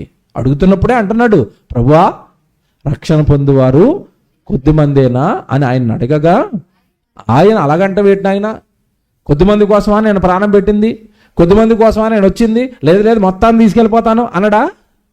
ఆయన ఆన్సర్ చూడండి ఎలాగుందో, ఆయన ఇరుకు ద్వారమున ప్రవేశింప పోరాడుడి, అనేకులు ప్రవేశింప చూతురు అంటే అర్థం ఏంటి? అనేకులు ప్రవేశింప చూతురు అంటే అర్థం ఏంటి? బాప్తిస్మం దగ్గరికి అనేక మంది వస్తారు నాయన, ట్రై చేస్తారు మేము పరలోకం వెళ్ళిపోవాలని, అనేక మంది ప్రవేశింప చూతురు కానీ వారి వలన కాదని మీతో ఇది ఛాలెంజ్. ఇప్పుడు మనకి ఏంటి ఛాలెంజ్? అనేక మంది నా దగ్గరకు వస్తారు కానీ అందులో కొద్దిమందే పరలోకానికి వస్తారు, మిగతా వాళ్ళందరూ ఎంట్రీ ఇచ్చి వెనక్కి వెళ్ళిపోతారు. ఎంట్రీ ఇస్తారు, వీళ్ళు ఎంట్రన్స్ వరకు వస్తారు, ఇంకా కొన్ని మెట్లు ఉన్నాయి ఆయన పైకి ఎక్కేద్దామంటే అంత ఓపిక మాకు లేదని వెనక్కి వెళ్ళిపోతారు. ఇశ్రాయేలీలు జాగ్రత్తగా వినండి, ఇశ్రాయేలీలు ఐగుప్తు బానిసత్వంలో ఉన్నంత కాలం మొరపెట్టారు. ఎవరికి? నాయనా మమ్మల్ని విడిపించు, నాయనా మమ్మల్ని విడిపించు, నాయనా మమ్మల్ని విడిపించంటే దేవుడు మోషేని నాయకుడిగా పెట్టి విడిపించాడు. విడిపించాడు. విడిపించేటప్పుడు అసలు వీళ్ళు భక్తిగా ఉంటారో లేదో ఎందుకైనా మంచిది టెస్ట్ చేద్దామని 4 రోజుల ప్రయాణాన్ని 40 రోజులు చేశాడా? ఏమంటే నిజంగా తిరిగి ఇలాగ వెళ్తున్న ప్రయాణంలో వాళ్ళ యొక్క విశ్వాసాన్ని పరీక్షించాడు. వీళ్ళు అసలు నా వాక్యాన్ని పాటిస్తారా లేదని టెస్ట్ చేయడానికే ఆ ప్రయాణాన్ని అలా పెట్టాడు. దగ్గరే అది. ఒకసారి వేగుల వారిని పంపించాడా ఆ దేశాన్ని చూసిరండి అంటే అలా టక్కమని వెళ్ళి బాగానే ఉందని చూసుకుని వచ్చేసారు. అందులో కొంతమంది చెడ్డ రిపోర్ట్ ఇచ్చారు అంటే దగ్గరే. కానీ మరి వీళ్ళు ఇంతని సంవత్సరాలు ఎందుకు తిరిగారు? ఎందుకు తిరిగారు తెలియాలి. వీళ్ళు నిలబడతారా? చివరి వరకు నిలబడరా? వీళ్ళు అనుకున్నట్టుగానే టెస్ట్ చేసి అలాగ అరణ్య ప్రయాణంలో వెళుతున్నప్పుడు మధ్యలో ఒకడు కీరకాయలు అంటాడు, ఒకడికేమో దోసకాయలు గుర్తొస్తున్నాయి, ఒకడికేమో మటను చికెను. మరి మా ఐగుప్తు రాజు ఆడు ఈడ్చి యాసాన్ని పెట్టేసిన ఆడు మురిగిపోయిన ఏదో మొత్తం ముక్కలు పడేసేవాడు, మాకు ఇక్కడికి వచ్చిన తర్వాత ఏమి లేవు, ముక్కలు లేవు, మాకు కీరకాయలు దోసకాయలు ముక్కలు అన్నీ కావాలన్నారు. ఎక్కడంటున్నారండి? ఐగుప్తు ప్రయాణం ఎక్కడది? మళ్ళా తిరుపతి హైవే అది. ఎక్కడ ప్రయాణం? అరణ్యం అండి. అరణ్యంలో ఎవడైనా మాంసం అడుగుతాడండి బుద్ధున్నాడు? ఇప్పుడు మేము ట్రైన్లో ప్రయాణం చేసుకుంటూ వచ్చాం మీ దగ్గరికి. ట్రైన్లో నేను మటన్ ఉంటే కానీ భోజనం చేయనంటే ఎండిపోద్ది నాకు. ట్రైన్లో ఎక్కడ వస్తుందండి మటను చికెను? ఆడు ఏది పెడితే తినాలా. ట్రైన్ వాడు ఇచ్చాడు పప్పు ఏదో ఆలుగడ్డ కూర వేసాడు, అంతే. నీది ఇచ్చిందే ప్రసాదం బాబు అనుకోవాలా, లేదా ఆకలి. అలాగని దేవుడు వాళ్ళని ఆకలితో ఉంచాడా? మీరు చెప్పండి, ఆకలితో ఉంచాడా? పోనీ వాళ్ళు తినలేని చెడ్డ ఆహారం ఏమైనా పెట్టాడా? సూపర్ ఫుడ్ పెట్టాడండి. దేవదూతల ఆహారం అది. ఏంటది? మన్నా కొత్తిమీర గింజల వలె ఉండి, కొత్తిమీర గింజలలాగా ఉండి చక్కగా తేనె కలిపితే ఎంత టేస్ట్ వస్తుందో అంత రుచికరమైన ఆహారం పెడితే కొంచెం మాకు నాన్ వెజ్ కావాలన్నారు వాళ్ళు. ఎంత దుర్మార్గులు చూసారండి. అరణ్యంలో దొరికింది ఏదో మొత్తం తినేసి ప్రయాణానికి వెళ్ళిపోతావరా, పాలు తేనెలు ప్రవహించే దేశం అట, మంచి దేశం అట, అక్కడికి వెళ్ళిన తర్వాత సెట్ అయిపోయిన తర్వాత అన్ని వండుకు తిందాం, ఇది లేదు వాళ్ళకి. మీరు ఇవన్నీ బాగా ఆలోచిస్తానండి. ఇది ఇప్పుడు ఎందుకు చెప్పాను తెలుసా నేను? వస్తారా వీళ్ళు కనాను దేశానికి, రారా పాలు తేనెలు ప్రవహించే దేశానికి అని పరీక్ష చేస్తే అలా ప్రయాణం చేస్తున్నప్పుడు మధ్యలోకి వెళ్ళేసరికి అండి ఒక చోట కాస్త దాహం ఎక్కువైంది, నీళ్లు కొంచెం లేట్ అయినాయి, వాటర్ రావడం లేట్ అయింది. ఏమన్నా మాట్లాడగనా? ఇప్పుడు ప్రభుత్వాలు ఉండి మనకి పెద్ద పెద్ద సెలయేర్లు ఉండి నదులు ఉండి అప్పుడప్పుడు గవర్నమెంట్ వాళ్ళే మనకి 2-3 రోజులు ఎండగడేస్తారు నీళ్ళు ఇవ్వకుండా. అప్పుడు ఏం చేస్తున్నాం మనం? వస్తాయిలేండి నేను ఎదురు చూస్తున్నాం, ఏదో సర్దుకుంటున్నాం, ఏమన్నా అలాగుంటున్నావా? మాకు నీళ్ళు ఎందుకు ఇవ్వని గవర్నమెంట్ వాళ్ళ మీద దాడి చేస్తాం వెళ్ళి. మీరు చెప్పండి, దాడి చేస్తున్నారా? ఇన్ని సౌలభ్యం ఉండి ఇన్ని సౌకర్యం ఉండి వీళ్ళే లేట్ చేస్తుంటే నోరు మూసుకుంటున్నాం ఇస్తారులేండి అని. వాళ్ళ అరణ్యంలో కాస్త లేట్ అయిందండి వాటర్, అంతే గొడవ. మాకేంది నీళ్ళు ఇవ్వట్లేదు, మమ్మల్ని చంపేయడానికి తీసుకొచ్చారా, మమ్మల్ని అరణ్యంలో చంపేస్తారా అని విసుక్కునండి. వీళ్ళు మధ్యలో ఒక మాస్టర్ ప్లాన్ వేసారండి. వీళ్ళు ఏం ప్లాన్ వేశారు తెలుసా? ఈ నాయకుడికి మాకు వద్దు, ఎవరు? మోషే. మనలో ఒకరిని లీడర్గా పెట్టుకుందాం, మనలో ఒకరిని లీడర్గా పెట్టుకుని అతడి నాయకత్వంలో ఎక్కడి నుంచి అయితే వచ్చామో అక్కడికి వెనక్కి పోదామని ప్లాన్ వేశారు వీళ్ళు. ఒక సందర్భంలో వెనక్కి వెళ్ళిపోవడానికి, ఎక్కడికి? ఐగుప్తు దేశానికి వెళ్ళిపోవడానికి ప్లాన్ వేశారండి. దేవుడు ఎక్కడికి నడిపిస్తున్నాడు? పాలు తేళ్లు ప్రవహించే దేశం ఇస్తాను రా అంటే, లేదు అది బానిసత్వమైనా అదే మాకు బాగుంది. ఏది? ఐగుప్తు. ఇప్పుడు చెప్పనా, మనల్ని దేవుడు యేసుక్రీస్తుల వారు ప్రాణమిచ్చి రక్తమిచ్చి మన పాపాలు కడిగేసి మనల్ని ఆకలి దప్పిక బాధలు కష్టాలు లేని పరలోకానికి నడిపించాలని దేవుడు మనకి ఈ అవకాశం ఇస్తే మనం కూడా ఇక్కడికి వచ్చినట్టుగానే వచ్చి అప్పుడప్పుడు యూటర్న్ తీసుకుంటాం. ఎక్కడికి? అది వాళ్ళకి ఐగుప్తు, మనకేమో లోకం. ఇది తిరుపతి. ఇక్కడ ఉద్యోగాలు బాగున్నాయి, ఇక్కడ డబ్బు బాగుంది, ఇక్కడ తిండి బాగుంది. అస్తమాటు సెమినార్లు అంటున్నారు. ఆ మోషాన దగ్గరికి వెళ్తే అస్తమాటు డబ్బులు ఖర్చే. ఆ ఊరి మీద ఉన్న వాళ్ళేమో అందరూ సంపాదించుకుంటారు, వీళ్ళేమో సెమినార్లు అంటారు. వాళ్ళేమో ఇల్లులు పొలాలు కొనుక్కుంటారు, వీళ్ళేమో సత్క్రియలను ఆస్తి సంపాదించుకుందాం అంటారు. వీళ్ళు ప్రసంగాలకి లైఫ్కి ఎక్కడ సెట్ అవ్వట్లేదు బాబు అని అప్పుడప్పుడు మనం యూటర్న్ తీసుకుంటాం. 4 ప్రసంగాలు పడ్డా కానీ మళ్ళీ అక్కడి నుంచి యూటర్న్ ఇక్కడికి. చూసారా? అటు ఇటు అట ఇట అంటే మొత్తం మీద ఇలా వెనక్కి ముందుకి. ఓ ప్రసంగం పడితే ఇటు, ప్రసంగం లేకపోతే అటు. ఇలాగ ఉంది మన జీవితం. ఇలా సాగుతుంది భూమి మీద భక్తి జీవితం. ఆయనేమో నా రాజ్యానికి వారసులు, నా పిల్లలు నా రాజ్యానికి వచ్చేస్తారు, నన్ను వాళ్ళ బ్రతుకుల్లో చూపించేస్తారు, నా వారసులు అని మన గురించి దేవుడు కలలు కంటుంటే మనమేమో అస్తమాటు లోకం వైపే చూస్తాడండి మనిషి. ప్రారంభం వచ్చిన మర్చిపోకూడదు మీరు. మనము లోకంలో ఉన్నంత కాలము, లోకాన్ని ఆశించినంత కాలము మన బాలురంగా ఉండిపోయి లోకానికి మనం ఏమైపోయామంట? దాసులంగా మారిపోయే వారసులమమ్మో. లోకాన్ని ఆశించావా, వారసత్వాన్ని పోగొట్టేసుకుంటావు. లోకాన్ని ఆశించావా, పరలోకపు పౌరసత్వాన్ని పోగొట్టుకుంటావు. ఏమంటే బైబిల్లో దేవుడి దగ్గరికి వచ్చినట్టుగానే వచ్చి పరలోకాన్ని మిస్ అయిపోయిన వాళ్ళందరూ కూడా దేన్ని ఆశించి మిస్ అయిపోయారు చెప్పండి నాకు? బాగా ఆలోచించండి. ఇస్కరియోతు యోధా అండి, వచ్చినట్టే వచ్చాడు. వీడు మామూలుడు కాదు, సేవలోకి వచ్చాడు ఏకంగా. యేసుక్రీస్తుల వారి వలన అద్భుతాలు సూచక్రియలు చేసే వరాన్ని పొందుకున్నాడు, చచ్చినోళ్ళు కూడా బతికించాడు, సువార్త చేశాడు. ఎంత భాగ్యం, ఎంత ఉన్నతమైన స్థానం ఇస్తే ఇస్కరియోతు యోధాకి, వాడు జస్ట్ అండి దేనికి ఆశపడి వెనక్కి వెళ్ళిపోయాడు. 30 వెండి నాణాలు ఇస్తే చాలు, ఈ పరిచర్య నాకొద్దు, ఈ సేవ నాకొద్దు, ఈ వరాలు నాకొద్దు. ఎందుకంటే యేసుప్రభు వరాలు ఇచ్చినట్టుగానే ఇచ్చాడు. వరం ఇచ్చి చచ్చిపోయిన వాళ్ళు బతికించి ఒక్కొక్కడికి 1000 రూపాయలు వసూలు చేయమంటే బాగున్నాడికి. కానీ యేసుప్రభు ఇచ్చినప్పుడు ఏం చెప్పాడు? నేను మీకు ఉచితంగా ఇచ్చాను, మీరు ప్రజలకు ఎలాగివ్వాలి? ఉచితంగా. ఈ దంద నట్టలేదు అడిగి, ఈ ఫ్రీ సెక్షన్ నాకు నడవదు. మైండ్ నిండా ఏముంది అడిగి? డబ్బు. ఆ డబ్బు కోసం ప్రభు నమ్మేశాడు, ఆ డబ్బు కోసం పరిచర్య వద్దు అనుకున్నాడు. ఆ పోస్టుల్లో నాకు పోస్ట్ ఉంది, ఆ పోస్ట్ వద్దు, నాకేమొద్దు, సేవ వద్దు, పరిచర్య వద్దు, నాకు సేవకుడిగా అక్కడ ఏ స్థానం అవసరం లేదు, నాకు వెండి నాణాలు ఉంటే చాలు. దేనికి దాసుడు చెప్పండి వాడు? దేనికి దాసుడు? పంచభూతాలకి, ఈ లోకానికి వాడు దాసుడు. పోగొట్టుకున్నాడా? యోధా తన చోటుకి పోవుటకు తప్పిపోయి రాజ్యానికి తప్పిపోయి వారసత్వానికి తప్పిపోయి ఈ లోకానికి కట్టు బానిసై జీవితాన్ని నాశనం చేసుకున్నాడు. దేవుని పిల్లలారా, దేవుడు మనకి చెప్తున్నాడు. అక్కడ ఇంద మరి చదువుకున్న వాక్యం అదే, యేసు చెప్తున్నది అదే. అనేక మంది ప్రవేశింప చూతురు, వస్తారు పరలోకానికి వెళ్ళాలి అని. ఈలోపు లోకంలో ఉన్న దాన్ని దేన్నో ఒక దాన్ని అపవాది ఎరగవేసి వాళ్ళందరినీ వెనక్కి లాగేస్తాడు. దేవుని పిల్లలుగా దేవుణ్ణి మనం ఈ భూమి మీద ఆనుకొని దేవుడు బ్రతకమన్నట్టుగా బ్రతికి దేవుడి కోసం ఆలోచించి దేవుడు కోరుకున్న తత్వం గుణాలన్నీ మనలో చూపించి మన పరలోకానికి వెళ్ళాలి. మీలో దురాశలు ఉండకూడదు, లోకాశలు ఉండకూడదు. ఎన్ని చెప్పాడు మనలో దేవుడు చూడాలనుకున్న క్వాలిటీస్ ఎన్నండి దేవుడు చెప్పాడు. చూపిస్తాను ఒక్కొక్కటి మీకు. ఆ క్వాలిటీస్ అన్ని మనం సంపాదిస్తేనే తప్ప ఈ లోకాన్ని మనం జయించలేము. మొట్టమొదటండి దేవుడు చెప్పిన క్వాలిటీ ఒకటే తన పిల్లల్లో. మొదటి నుంచి, ప్రారంభం నుంచి, ఇశ్రాయేలు కాలం నుంచి, ప్రవక్తల కాలం నుంచి ఆయన చెప్తున్నది ఒకటే, నేను పరిశుద్ధుడిని కనుక మీరు ఎలా ఉండాలి? పరిశుద్ధంగా ఉండాలి. ఫస్ట్ క్వాలిటీ అదే. పిల్లల్లో చూడాలనుకున్న ఫస్ట్ క్వాలిటీ అదే. కానీ మనుషులకి పరిశుభ్రత గురించి తెలుసు, పరిశుద్ధత గురించి తెలుసా? ఎక్కడైనా బోర్డు చూసారా? పరిశుభ్రత బోర్డులు చాలా కనబడతాయి. చేతులు కడుక్కోండి. కరోనా వచ్చినప్పుడు ఏం చెప్పారు మనకి? అస్తమాటు సబ్బుతో ఏం కడుక్కోవాలట? చేతులు కడుక్కోండి. సబ్బుతో చేతులు కడుక్కోమని చెప్పారు తప్ప హృదయంలో ఉన్న పాపాన్ని కడుక్కోమని చెప్పాడు ఎవడైనా? చెప్పరు. అంటే లోకానికి పరిశుభ్రత తెలుసు తప్ప ఏం తెలీదు, పరిశుద్ధత తెలీదు. జాగ్రత్తగా వినాలి ఇది. చేతులు కడుక్కోండి, స్నానాలు చేయండి, శుభ్రంగా ఉండండి, ఇల్లు తుడుచుకోండి, కెమికల్ ఏమండి ఈరోజు శుభ్రంగా ఉండడానికి ఎన్ని కెమికల్ వచ్చినాయండి? నా చిన్నతనంలో నాకు సబ్బు తప్ప ఏం తెలియదు, మీకు తెలీదు. ఇప్పుడు ఎన్ని వచ్చినాయి తెలుసా?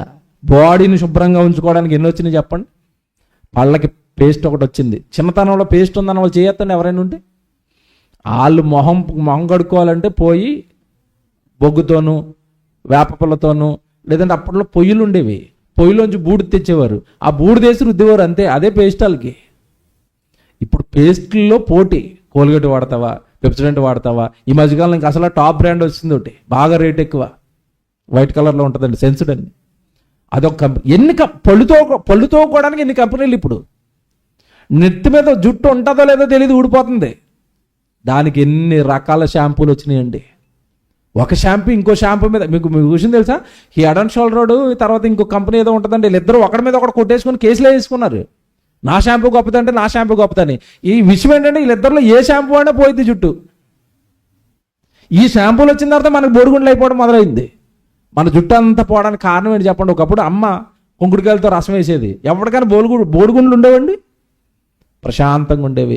ఎప్పుడైతే షాంపూలు వచ్చినాయో, ఎప్పుడైతే బుర్రలోకి విపరీతమైన టెన్షన్స్ వచ్చాయో, బుర్ర వేడెక్కిపోయి గిన్నె మాడిపోయినట్టు మాడిపోయి పైదంతా ఎగిరిపోతుంది. ఈ లోక సంబంధమైన వాటికి ఎంత జాగ్రత్త అండి ఈరోజు. జుట్టుకు జాగ్రత్త, కళ్ళకు జాగ్రత్త, చెవులకు జాగ్రత్త, ఏమంటే శరీరంలో ఉన్న ప్రతి అవయవానికి జాగ్రత్త. శరీరాన్ని బాగుగా ఉంచుకోవడానికి, శరీరాన్ని అందంగా ఉంచుకోవడానికి ఎన్ని కనిపెట్టేశారు ఈరోజు.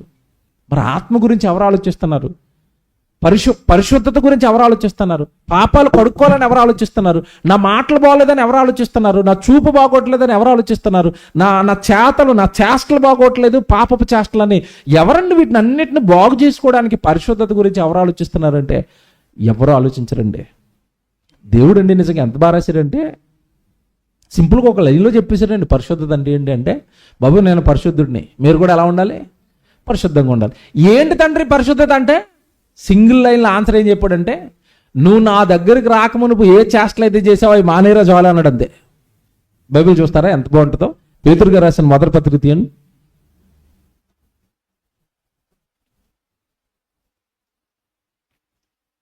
మొదటి అధ్యాయం 14 వచనం చూద్దాం.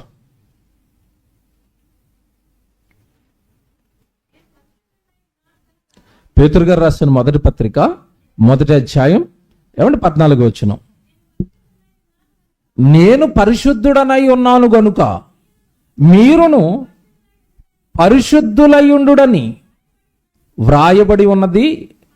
ఏమంటే జాగ్రత్తగా వినండి, వ్రాయబడి ఉన్నది. కాగా మీరు విధేయులకు పిల్లలై,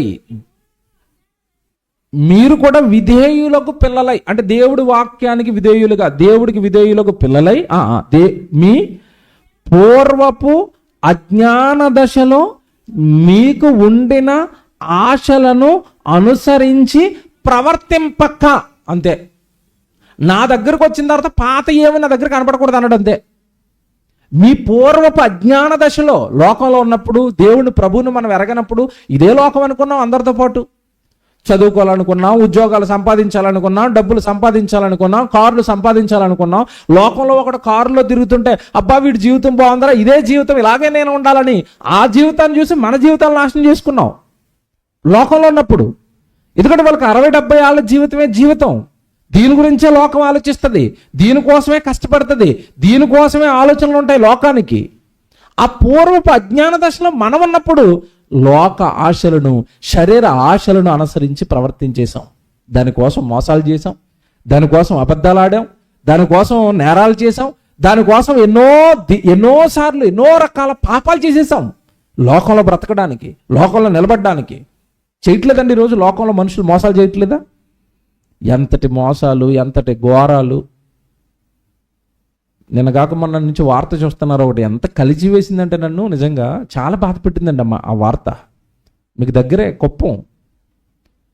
కుప్పంలో ఒక అతను 80,000 అప్పు చేశాడట.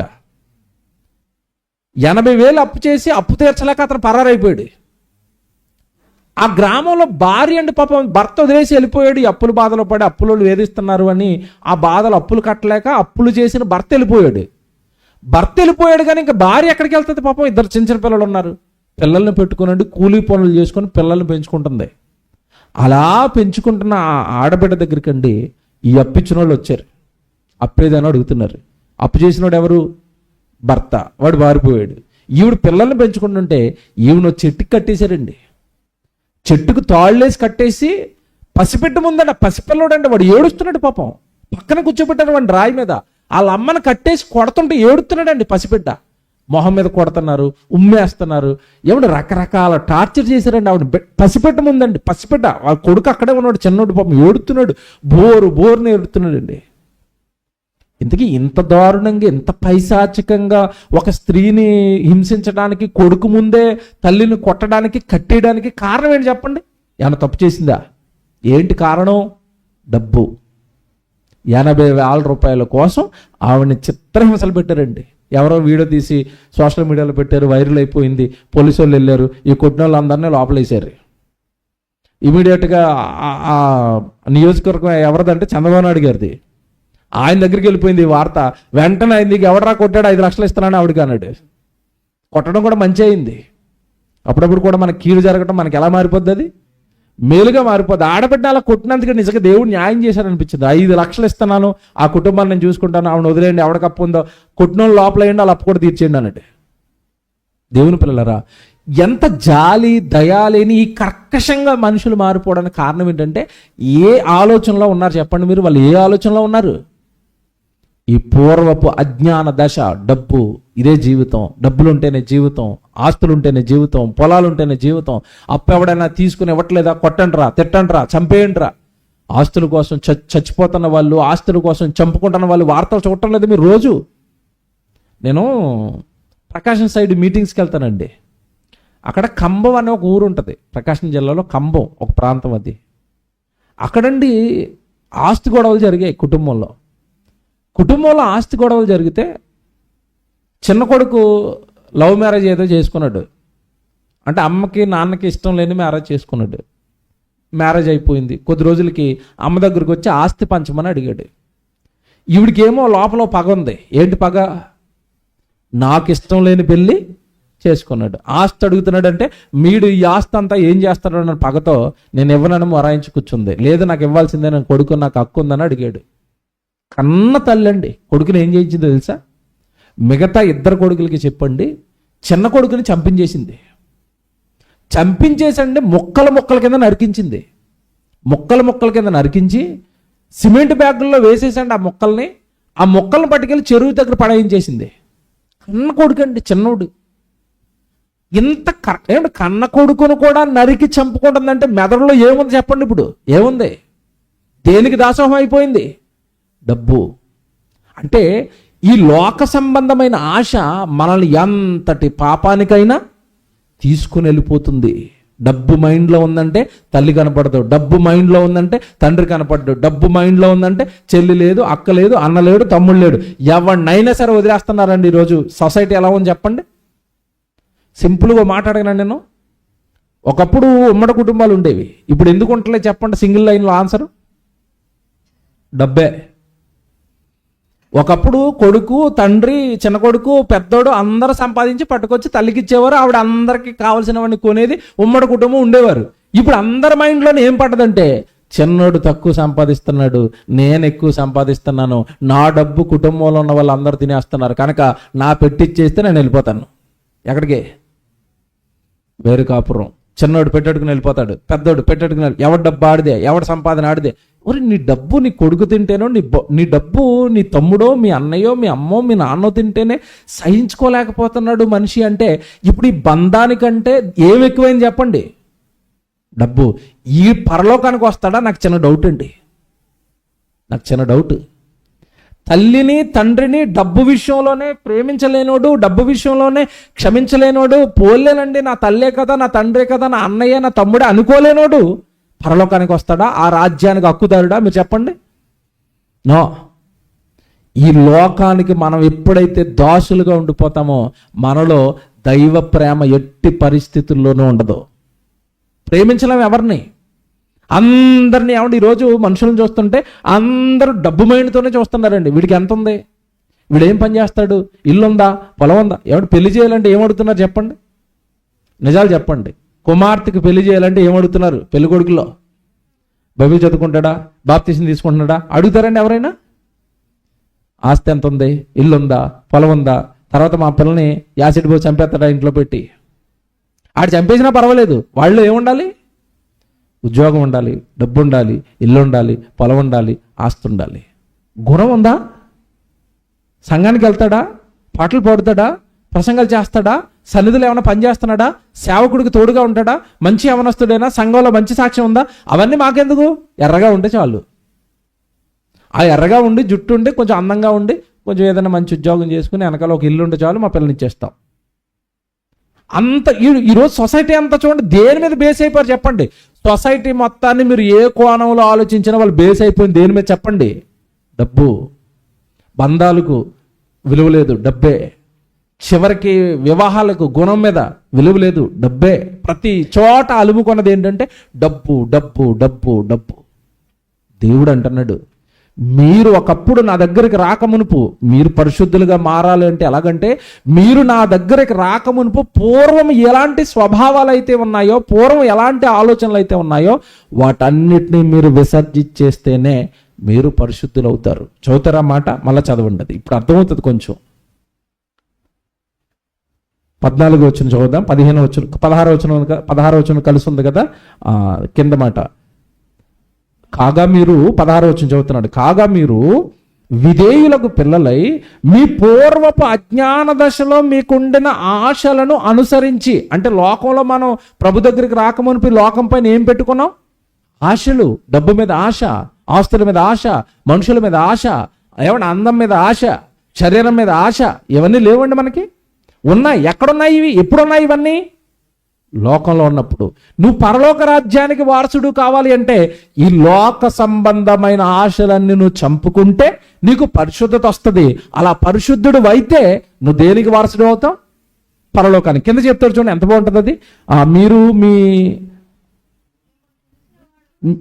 మీరు మీ అజ్ఞాన దశలో మీకుండిన ఆశలను అనుసరించి ప్రవర్తింపక మిమ్మును పిలిచిన వాడు పరిశుద్ధుడై ఉన్న ప్రకారము మీరును సమస్త ప్రవర్తన యందు పరిశుద్ధులై ఉండండి.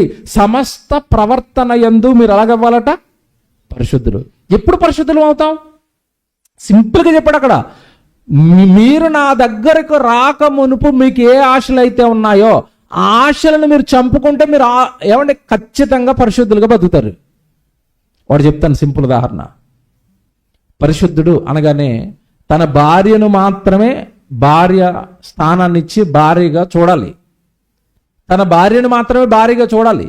శరీరపు ఆశలను తీర్చుకోవడానికి మరి ఎవరిని ఆశించకూడదు. అది లోకంలో ఉన్నప్పుడు మనకి తెలుసా?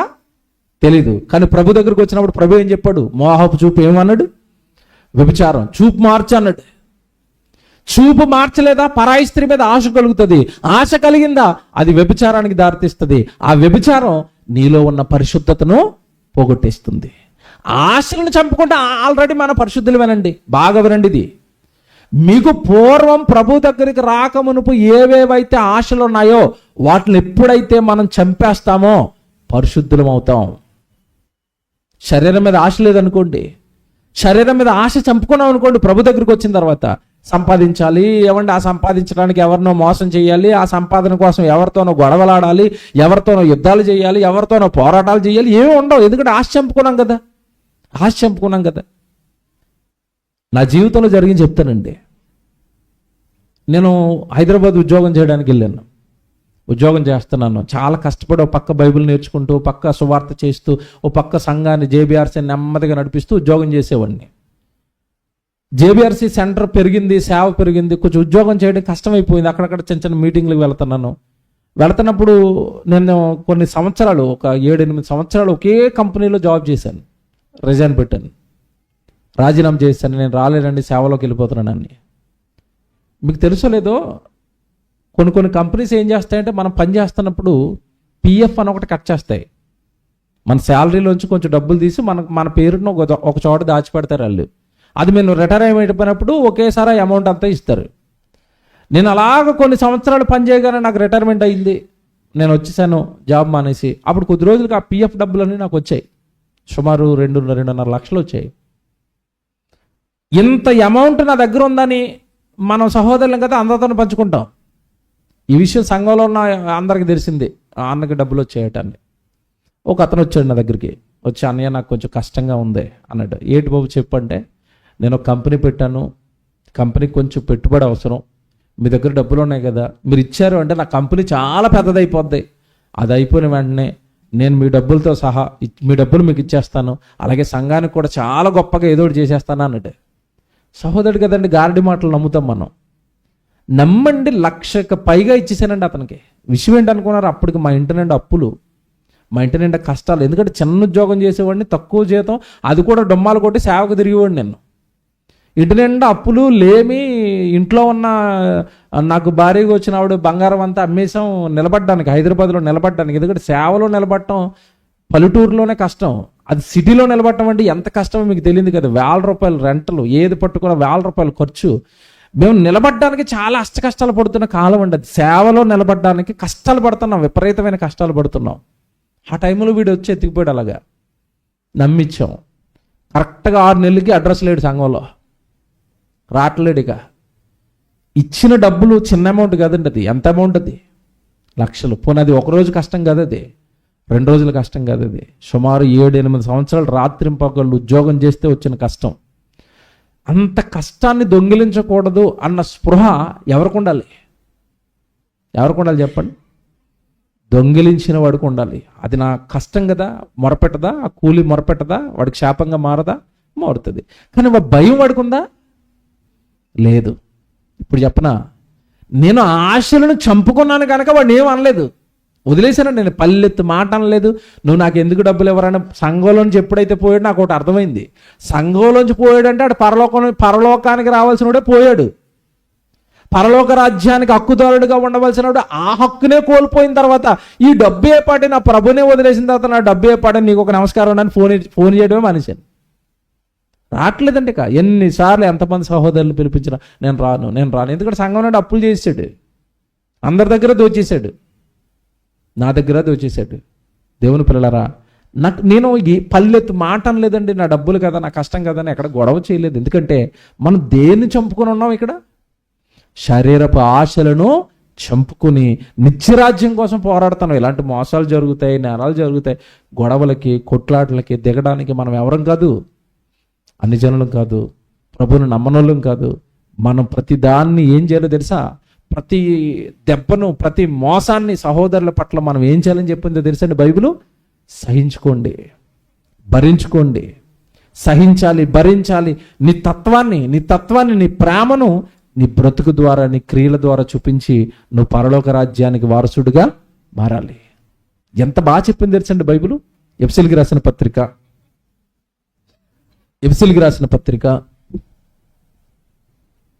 5వ అధ్యాయం 3 నుంచి చదువుదామే ఒకసారి, ఎంత బాగుంటాయో. మనం ఎలా ఉండాలి, పరలోక రాజ్యానికి ఎవరు వెళ్ళరు, ఎవరు హక్కును కోల్పోతారో స్పష్టంగా రాస్తున్నాడు పౌలు గారు. ఎఫెసీయులకు రాసిన పత్రిక 5వ అధ్యాయం 3వ వచనం చూడండి.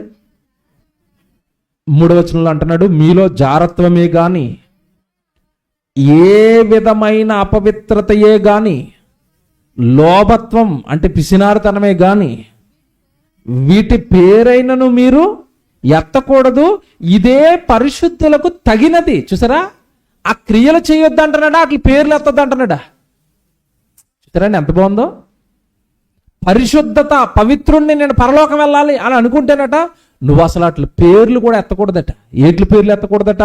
జారత్వం, మీలో జారత్వమే కానీ ఏ విధమైన అపవిత్రతయే కానీ. ఎలాంటి అపవిత్రత నిన్ను అంటకూడదు. మళ్ళా చెప్తున్నానండి, పరలోక రాజ్యాన్ని చూడాలనుకునే మనందరికీ తెలియాల్సిన మాట ఇది. మనలో ఎటువంటి అపవిత్రత ఉండకూడదు. మనిషి మంచోడని అడిగానండి, వాడి మాటలు బాగోవండి, బూతులు మాట్లాడతాడండి, పోకిరి మాటలు మాట్లాడతాడండి, పోకిరి చేష్టలు చేస్తాడండి అన్నమా, మన మాటల వలన రావాల్సిన పవిత్రత పోయింది. చూస్తున్నప్పుడు స్త్రీని ఎలా చూడమని చెప్పిందో తెలుసా బైబిల్? స్త్రీని చూస్తున్నప్పుడు వయసులో పెద్దదనుకో ఏమని పిలవాలట? అక్క. చిన్నదైతే చెల్లి. ఇంకా బాగా పెద్దోళ్ళు అనుకోండి తల్లి. ఇది మన చూపులో పవిత్రత. చూపు అలా చూడాలి. నువ్వు చెల్లిగా, అక్కగా, తల్లిగా చూడాలి. మాట, అమ్మ బాగున్నారా, మంచి క్షేమాన్ని ఇచ్చే మాటలు, అవతల వాడికి మేలు కలిగించే మాటలు. నీ మాటలో పవిత్రత, నీ చూపులో పవిత్రత, నీ ప్రతి చేష్టల్లోనూ పవిత్రత దేవుడికి కనపడాలట.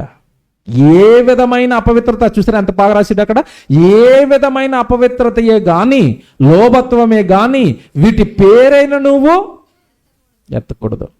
అసలండి నాకు బైబిల్ చదువుతున్నప్పుడు, లోకాన్ని చూస్తున్నప్పుడు చాలా బాధ వేస్తుందండి. ఎక్కడ దేవుడు కోరుకుంటున్న జీవితాలు, ఎక్కడ మానవ జీవితాలు. ఒక చోట మీటింగ్కి వెళ్ళానండి. మీటింగ్కి వెళ్తే నన్ను ఎవరైతే మీటింగ్ పిలిచారో కన్వీనర్స్ నన్ను మీటింగ్ రూమ్లో దింపారు, వెళ్ళిపోయారండి.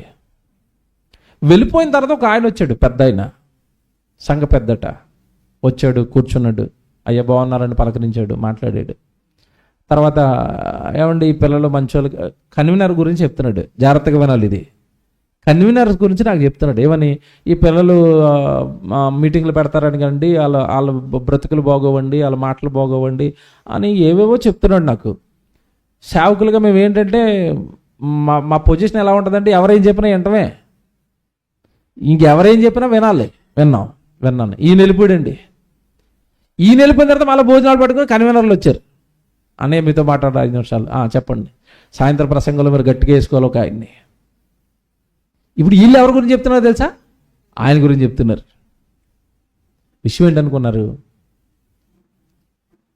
ఈ సంఘ పెద్ద ఎవరైతే ఉన్నారో, సంఘ పెద్ద సంఘంలో ఉన్న ఒక ఆవిడతో వ్యభిచారం చేస్తూ రెడ్ హ్యాండెడ్గా సంఘానికి దొరికిపోయాడు. పిల్లలందరూ ప్రశ్నించారట, ఎవరు నీకు బుద్ధి ఉండాలి కదా, నీ వయసు మళ్ళీ 50 ఏళ్ల పైన ఉన్నాయి. 50 ఏళ్ల పైన ఉన్న పెద్ద సంఘంలో ఉన్న ఒకరితో వ్యభిచారం చేస్తూ ఆ కుటుంబం అంతా కూలిపోయిందట. వాళ్ళిద్దరు విడిపోయారట. ఇతని వల్ల సంఘం అంతా గొడవలు అయిపోయినాయట. అంత పవిత్రుడు నా దగ్గరకు వచ్చి ఏం చెప్తున్నాడు? వీళ్ళు మంచోళ్ళు కాదు, వీళ్ళతో నువ్వు జాగ్రత్తగా ఉండు. అంటే వాళ్ళు మీటింగులు పెడుతున్నారు అంటే వాళ్ళు ఇతని గురించి ఏమైనా చెప్పేస్తారని ముందే బేస్మెంట్ వేసుకుని వెళ్ళిపోయాడు. ఇప్పుడు వాళ్ళు చెడ్డోళ్ళు అని చెప్పారు అనుకోండి, వాళ్ళు చెడ్డోళ్ళు అని నాకు చెప్పేస్తారు అనుకోండి, ఇప్పుడు వాళ్ళు ఏం చెప్పినా నేను విన్నా కదా, అదనమాట అతను బేస్మెంట్. నా గొప్పతనాలన్నీ ఎక్కడ చెప్పేస్తారో పిల్లలు వచ్చని ముందే సర్దుకుని వెళ్ళిపోయాడు. నేను ఇవన్నీ మీకు ఎందుకు చెప్తున్నాను అంటారండి, సంఘములో సంఘాన్ని పాలించడానికి ఒక పెద్దగా ఒక మంచి భాగ్యం ఇచ్చి అక్కడ నిలబెడితే వ్యభిచారం చేస్తున్నారు అంటే అసలు ఇప్పుడు మనం చదువుకున్న మాట ఏమైనా పట్టిందండి? అసలు ఈ మాట ఏమైనా ఎక్కిందా బుర్రలోకి? మీరు చెప్పండి. ఏ విధమైన అపవిత్రత నీలో ఉండకూడదు. ఉంటే దేన్ని కోల్పోతాం?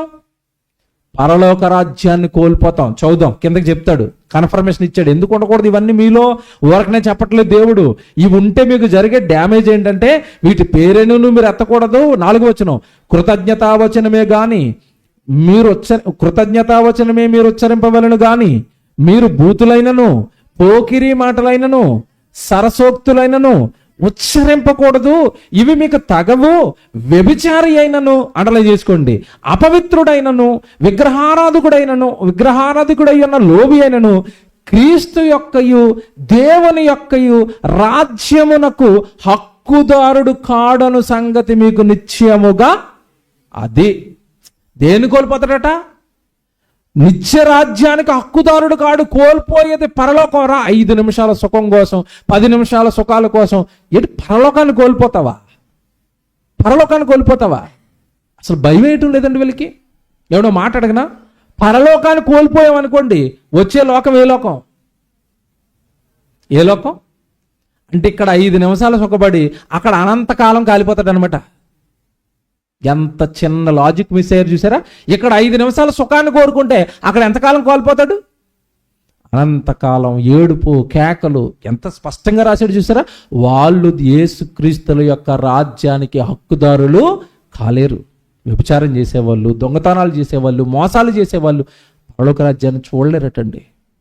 ఏమంటే ఇవన్నీ మనం ఒక చోట పెట్టుకుని ఆలోచిస్తానండి, మనకు అప్పుడప్పుడు మన జీవితంలో కూడా చిన్నపాటి లోపాలు ఉంటాయి.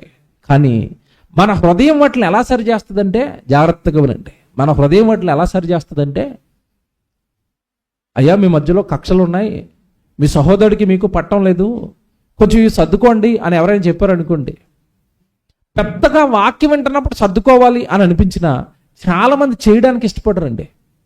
ఆ వైరుధ్యం అలాగే ఉంటుంది, ఆ పగ అలాగే ఉంటుంది, ఆ మాటలు లేని తత్వం అలాగే ఉంటుంది.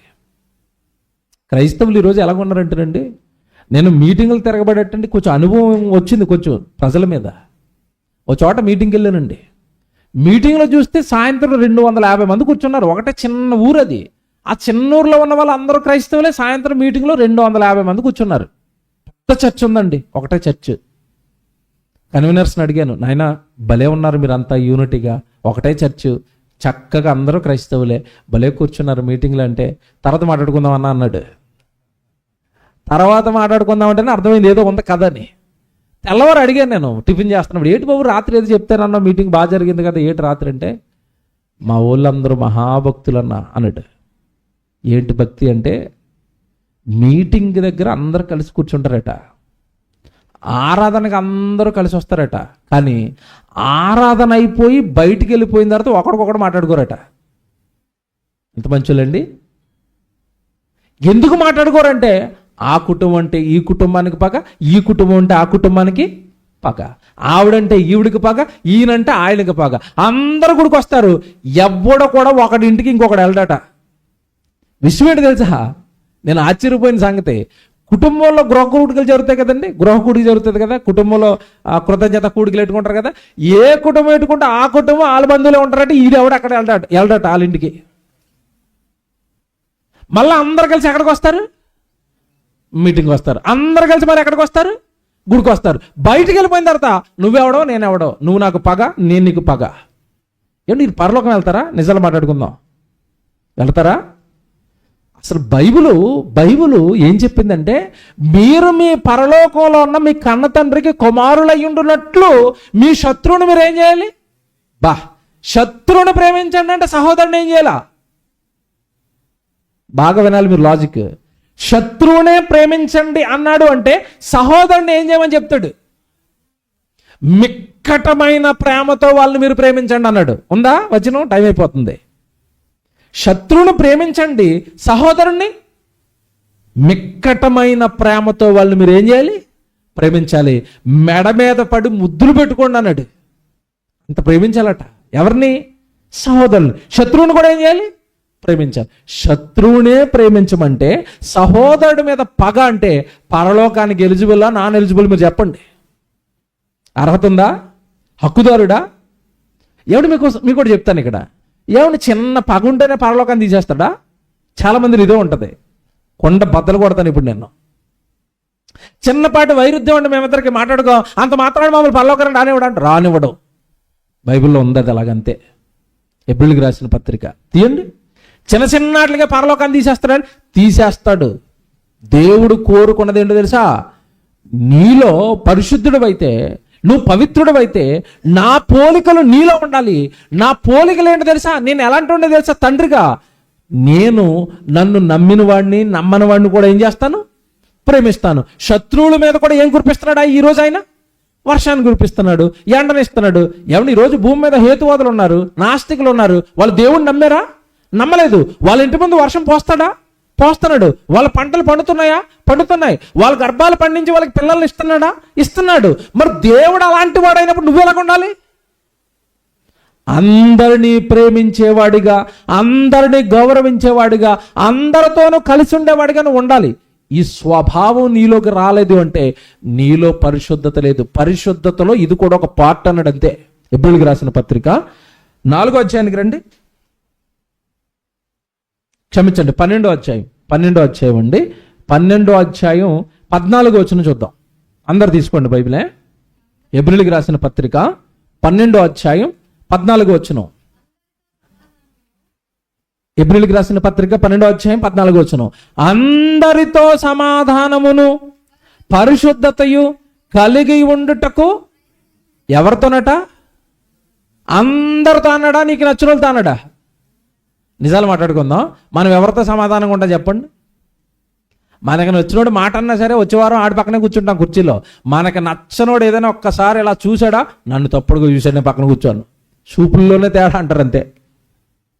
మనకి నచ్చిన వాళ్ళు, మనం ఇష్టపడిన వాళ్ళు వాళ్ళు ఏమన్నా పట్టించుకోరండి.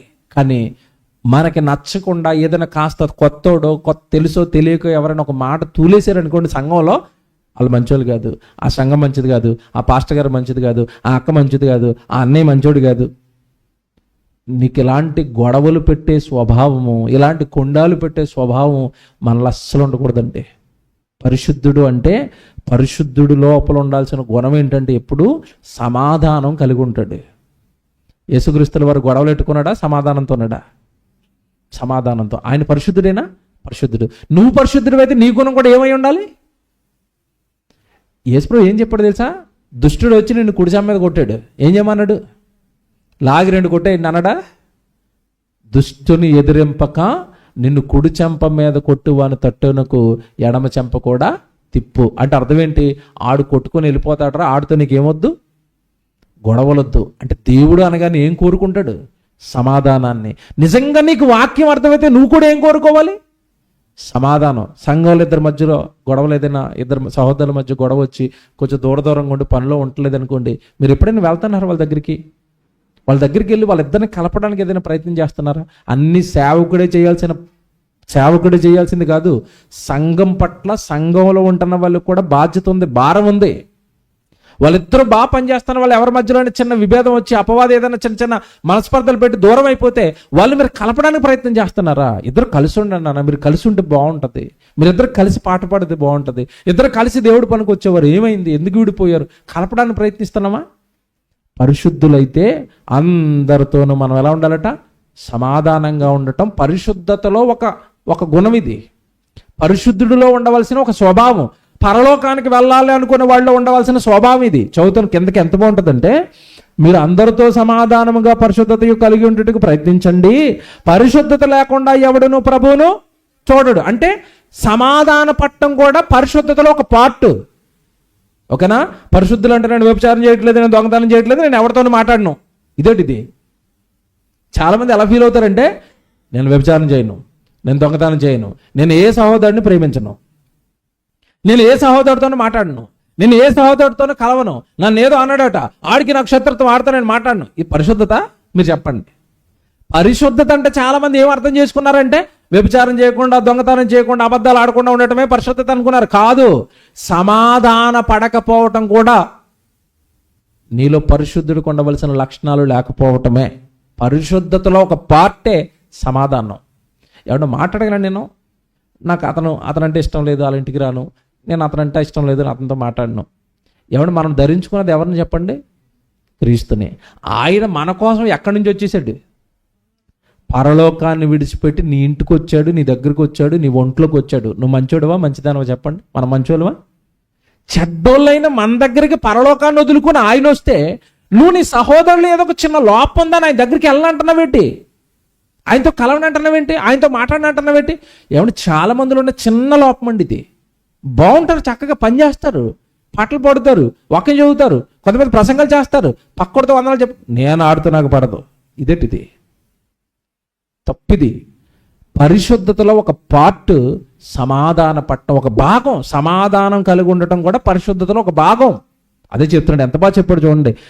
మరి అందరితో సమాధానము పరిశుద్ధతయు కలిగి ఉండుటకు ప్రయత్నించండి, పరిశుద్ధత లేకుండా ఎవడును ప్రభువును చూడడు. మీలో ఎవడైనను దేవుని కృపను పొందకుండా తప్పిపోదునేమో అనియు చేదైన వేరు ఏదైనను మొలిచి కలవరపరుచుట వలన అనేకులు అపవిత్రులైపోవుదురేమో అనియు. ఏమండి, ఇక్కడ జాగ్రత్తగా వినాలే. మన దగ్గరట మనకి అపవిత్రత తేడానికట మనలోనే ఒక చేదైన వేరు మొలుస్తుందట. బాగా వినాలి ఇది. చేదైన వేరు అనగానే నాలుక మీద వేసుకోగానే ఎలా ఉంటుంది? చేదు వేరు నాలుక మీద వేసుకోగానే ఎలా ఉంటుంది? చేదుగా ఉంటుంది. మరి మనలో ఒకటి చేదైన వేరు అని మనకెలా తెలుస్తుంది? అంగిలి ఆహారం రుచి చూచినట్లు చెవి మాటలను ఏం చేయాలి? పరీక్షించాలి. చెవి మాటలను ఏం చేయాలి? పరీక్షించాలి. చేదైన వేరు ఎలాగుంటుందంటే మనలో వస్తాడు, పుడతాడు, ఈ సంఘం రైటేనంటవా అన్నట్టు. వీళ్ళు వాక్యాలు చెప్తున్నారు, ఇవి రైటేనా? ఈ ప్రసంగం అలాగట కదా, ఆ వ్యక్తి అలాగట కదా, మోసానికి వెనకాల ఏవో ఆస్తులు ఉన్నాయట కదా అంటాడు. అసలు ఈ చేదైన మాటలు మాట్లాడే వాళ్ళంటే అసలు వాక్యం వినరు. వీళ్ళు మొదట అసలు వాక్యం వినరు, ప్రసంగాల దగ్గర కూర్చోరు. అలా బయట తిరుగుతూ ఉంటూ సంఘాన్ని పాడు చేయడానికి, సహోదరుల మధ్యలో ఉన్న ఆ బంధాలను పాడు చేయడానికి, చక్కగా సేవలో కొనసాగుతున్న సేవకుడి మీద నెగిటివ్గా ఏదైనా మాటలు మాట్లాడడానికి మన దగ్గరకు వచ్చి తప్పుడు మాటలు ఎవరైతే మాట్లాడుతున్నారో వాళ్ళందరూ ఏ వేర్లు తెలుసా? మీరు ఇదే గుర్తుపట్టాలి. సంఘ క్షేమానికి ఏదైనా మాట్లాడుతున్నాడా? దేవుని పోలి నడుచుకుంటున్నవాడు. దేవుడి కార్యక్రమాల కోసం, దేవుడి సభల కోసం ఏమైనా మాట్లాడుతున్నాడా? లేదా ఈరోజు చెప్పిన ప్రసంగం గురించి రేపు వచ్చి అబ్బా ప్రసంగం భలే ఉందన్న, ఈ వచనం భలే ఉందన్న అంటున్నాడా? దేవుని కుమారుడు, దేవుని కుమార్తె. అలా కాకుండా సంఘాన్ని పాడు చేసేవి, మనుషుల మధ్యలో మనస్పర్ధలు వచ్చేవి, ఏ మాటలైనా మన దగ్గరకు వచ్చి మాట్లాడుతున్నారంటే వాళ్ళందరూ ఎవరట? చేదైన వేరు మనలో మొలిచి మనకేం కలిగిస్తుందట? అపవిత్రత కలిగిస్తుందట. ఏమంటే పళ్ళు గురించి మీకు తెలుసా? పళ్ళు ఉంటాయి కదా.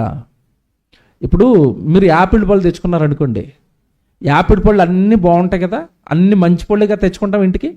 మంచి యాపిల్ పళ్ళు తెచ్చుకున్నారు కదా, ఆ మంచి యాపిల్ పళ్ళల్లో ఆ బండి దగ్గరికి వెళ్ళి మీరు కావాలంటే ఇది చేయండి, ప్రయోగం చేయండి, ప్రాక్టికల్గా మీరు ఆలోచించండి. ఆ బండోడి దగ్గరికి వెళ్ళిపోయి కుళ్ళిపోయిన యాపిల్ ఉంటుంది కదా, ఆ కుళ్ళిపోయిన యాపిల్ ఒకటి పట్టుకొచ్చి ఈ చక్కగా బాగున్న యాపిల్ మధ్యలో పెట్టేసి ఒక రోజు వదిలేయండి, ఏమవుతుంది చెప్పండి? ఈ కుళ్ళిపోయిన యాపిల్కి ఉన్న కుళ్ళు అది దేన్నైతే ఇలాగ అంటుకొని ఉందో ఆ పక్కదానికి అంటుకుంటుంది. అంటుకుందా? నెమ్మదిగా ఈ యాపిల్ ఏమైపోద్ది? కుళ్ళిపోతుంది. ఇది ప్రాక్టికల్గా దేవుడు మన కళ్ళ ముందు మనం అర్థం చేసుకోవడానికి పెట్టినవి. అలాగే మనలో ఏదైనా చేదైన వేరుందనుకోండి, వాక్యాన్ని విననోడు, వాక్యాన్ని విమర్శిస్తున్నవాడు, సంఘ క్షేమాన్ని కాకుండా సంఘ సేవని పాడు చేసే మాటలు ఏమైనా మాట్లాడుతున్నాడు అనుకోండి, వాడు మనకి ఎలాంటి వాడట? చేదైన వేరు. వాడి వలన మనకేం కలుగుతుందట? అపవిత్రత. ఆ అన్నయ్య అలాగా, ఈ తమ్ముడు ఎలాగా, ఈ అక్క ఎలాగా అంటున్నాడు అనుకోండి, మనమేమో వాక్యం వినడానికి వస్తాం. ఆ చేదైన వేరు ఎప్పుడైతే మనకు తగిలిందంటే ఆయన అలాగా, ఈయన ఎలాగా, ఇంక వాక్యం మర్చిపోయి ఈ డిస్కషన్ స్టార్ట్ అవుతాయి ఇద్దరి మధ్యలో.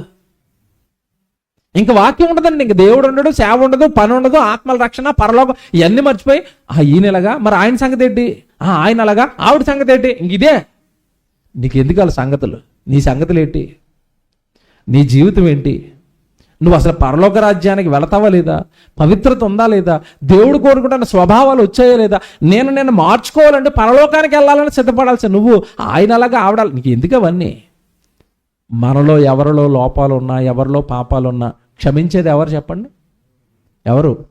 దేవుడు. చాలామంది అండి సంఘంలో ఎదుటివాడు చేస్తున్న పాపాల గురించి మాట్లాడుకుంటారు. మీకు తెలియ చేస్తున్నారు. ఇదంతా మాట్లాడుకోకండి. ఎందుకు తెలుసా? పాపాలు క్షమించే అధికారం ఎవరికి ఉంది? దేవుడికి ఉంది.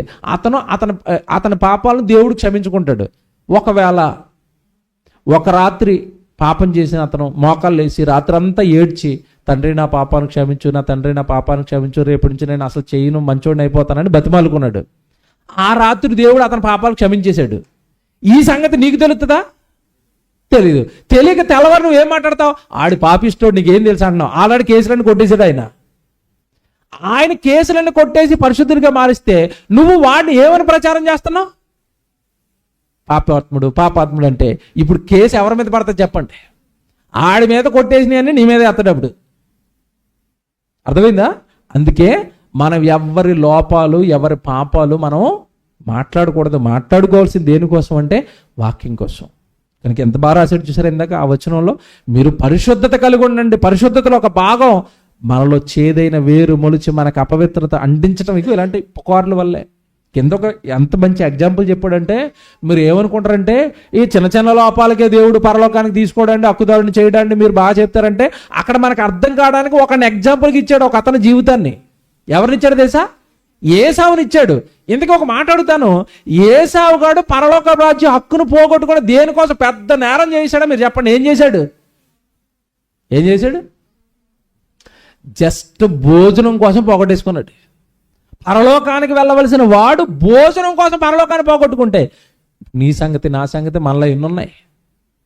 ఇందాక చెప్పాను కదా ఒక మాట, ఏమంటే చిన్న లోపానికే పరలోకాన్ని తీసుకోవడం మానేస్తాడు అనుకుంటే ఆడు భోజనం కోసమే నీ గెట్ అవుట్, నువ్వు నా దగ్గరికి రావద్దు అన్నట్టు. మీకు విషయం తెలుసా? జ్యేష్ఠత్వపు హక్కును పోగొట్టుకున్న తర్వాత వాడు బ్రతిమాలాడు దేవుణ్ణి. బ్రతిమాలాడా? ఈయన అడిగాడా? నా ఆశీర్వాదాన్ని పోగొట్టుకోవద్దా, నా ఆశీర్వాదాన్ని తీసేయొద్దయ్యా, ప్లీజ్ నేను తప్పు చేశాను, భోజనం కోసం అమ్మేసుకున్నాను, అది నాకు మళ్ళా కావాలన్నాడు. ఇచ్చాడా ఇవ్వలేదా? మీరు చెప్పండి. ఇచ్చాడా ఇవ్వలేదా? ఇవ్వలేదు. ఎందుకు సీరియస్ అయ్యాడు చెప్పండి? అందరినీ క్షమించే దేవుడు ఏసావుని ఎందుకు క్షమించలేదు? మీరు ఎప్పుడైనా ఆలోచించారా? ఎందుకు క్షమించలేదు చెప్పండి? వాడు అమ్మేసింది దేనికోసం అండి?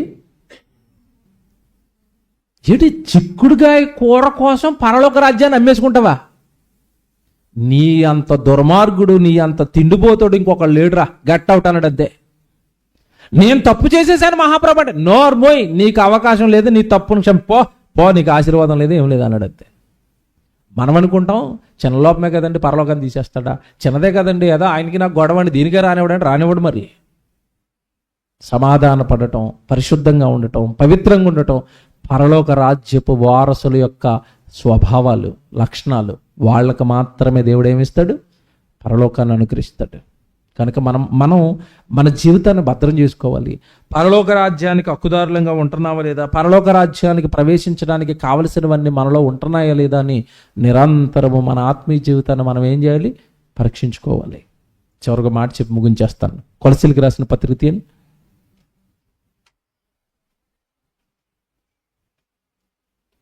1వ అధ్యాయం 9వ వచనం చూడండి. కొలసీలకు రాసిన పత్రిక 1వ అధ్యాయం 9వ వచనం. అందుచేత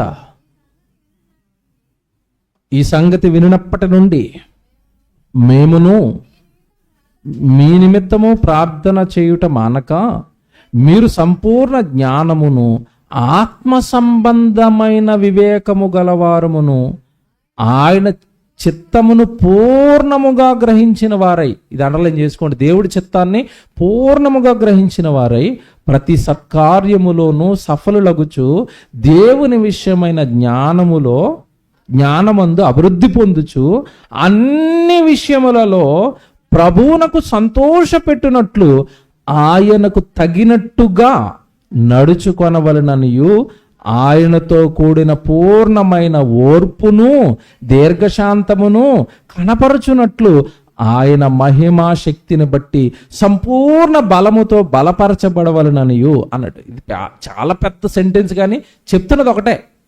దేవుడి ఇష్టాన్ని సంపూర్ణంగా తెలుసుకొని మీరు నడవండి. అప్పుడు మాత్రమే మీరు పరలోక రాజ్యాన్ని చూస్తారు. కనుక ఎవరు హక్కుదారులు పరలోక రాజ్యానికి అంటే, దేవుని పిల్లలుగా పోలి నడుచుకుని దేవుడు కోరుకున్న స్వభావాలన్నీ మనలో ఎవరమైతే సంపాదిస్తామో వాళ్ళే పరలోక రాజ్యానికి వారసులు. వాళ్ళకే పరలోకం, వాళ్ళకే ఆస్తి, వారికే దేవుడు ఉన్న రాజ్యంలో భాగం. కనుక ఆలోచించుకోండి. అందరము మనలో ఉన్న చిన్న చిన్న లోపాలు, చిన్న చిన్న పొరపాట్లు, వాక్యానికి విరుద్ధంగా మనలో ఉన్నవన్నీ పోగొట్టుకుని పరలోక రాజ్యానికి సిద్ధపడదాం. ప్రార్థన చేసుకుందాం.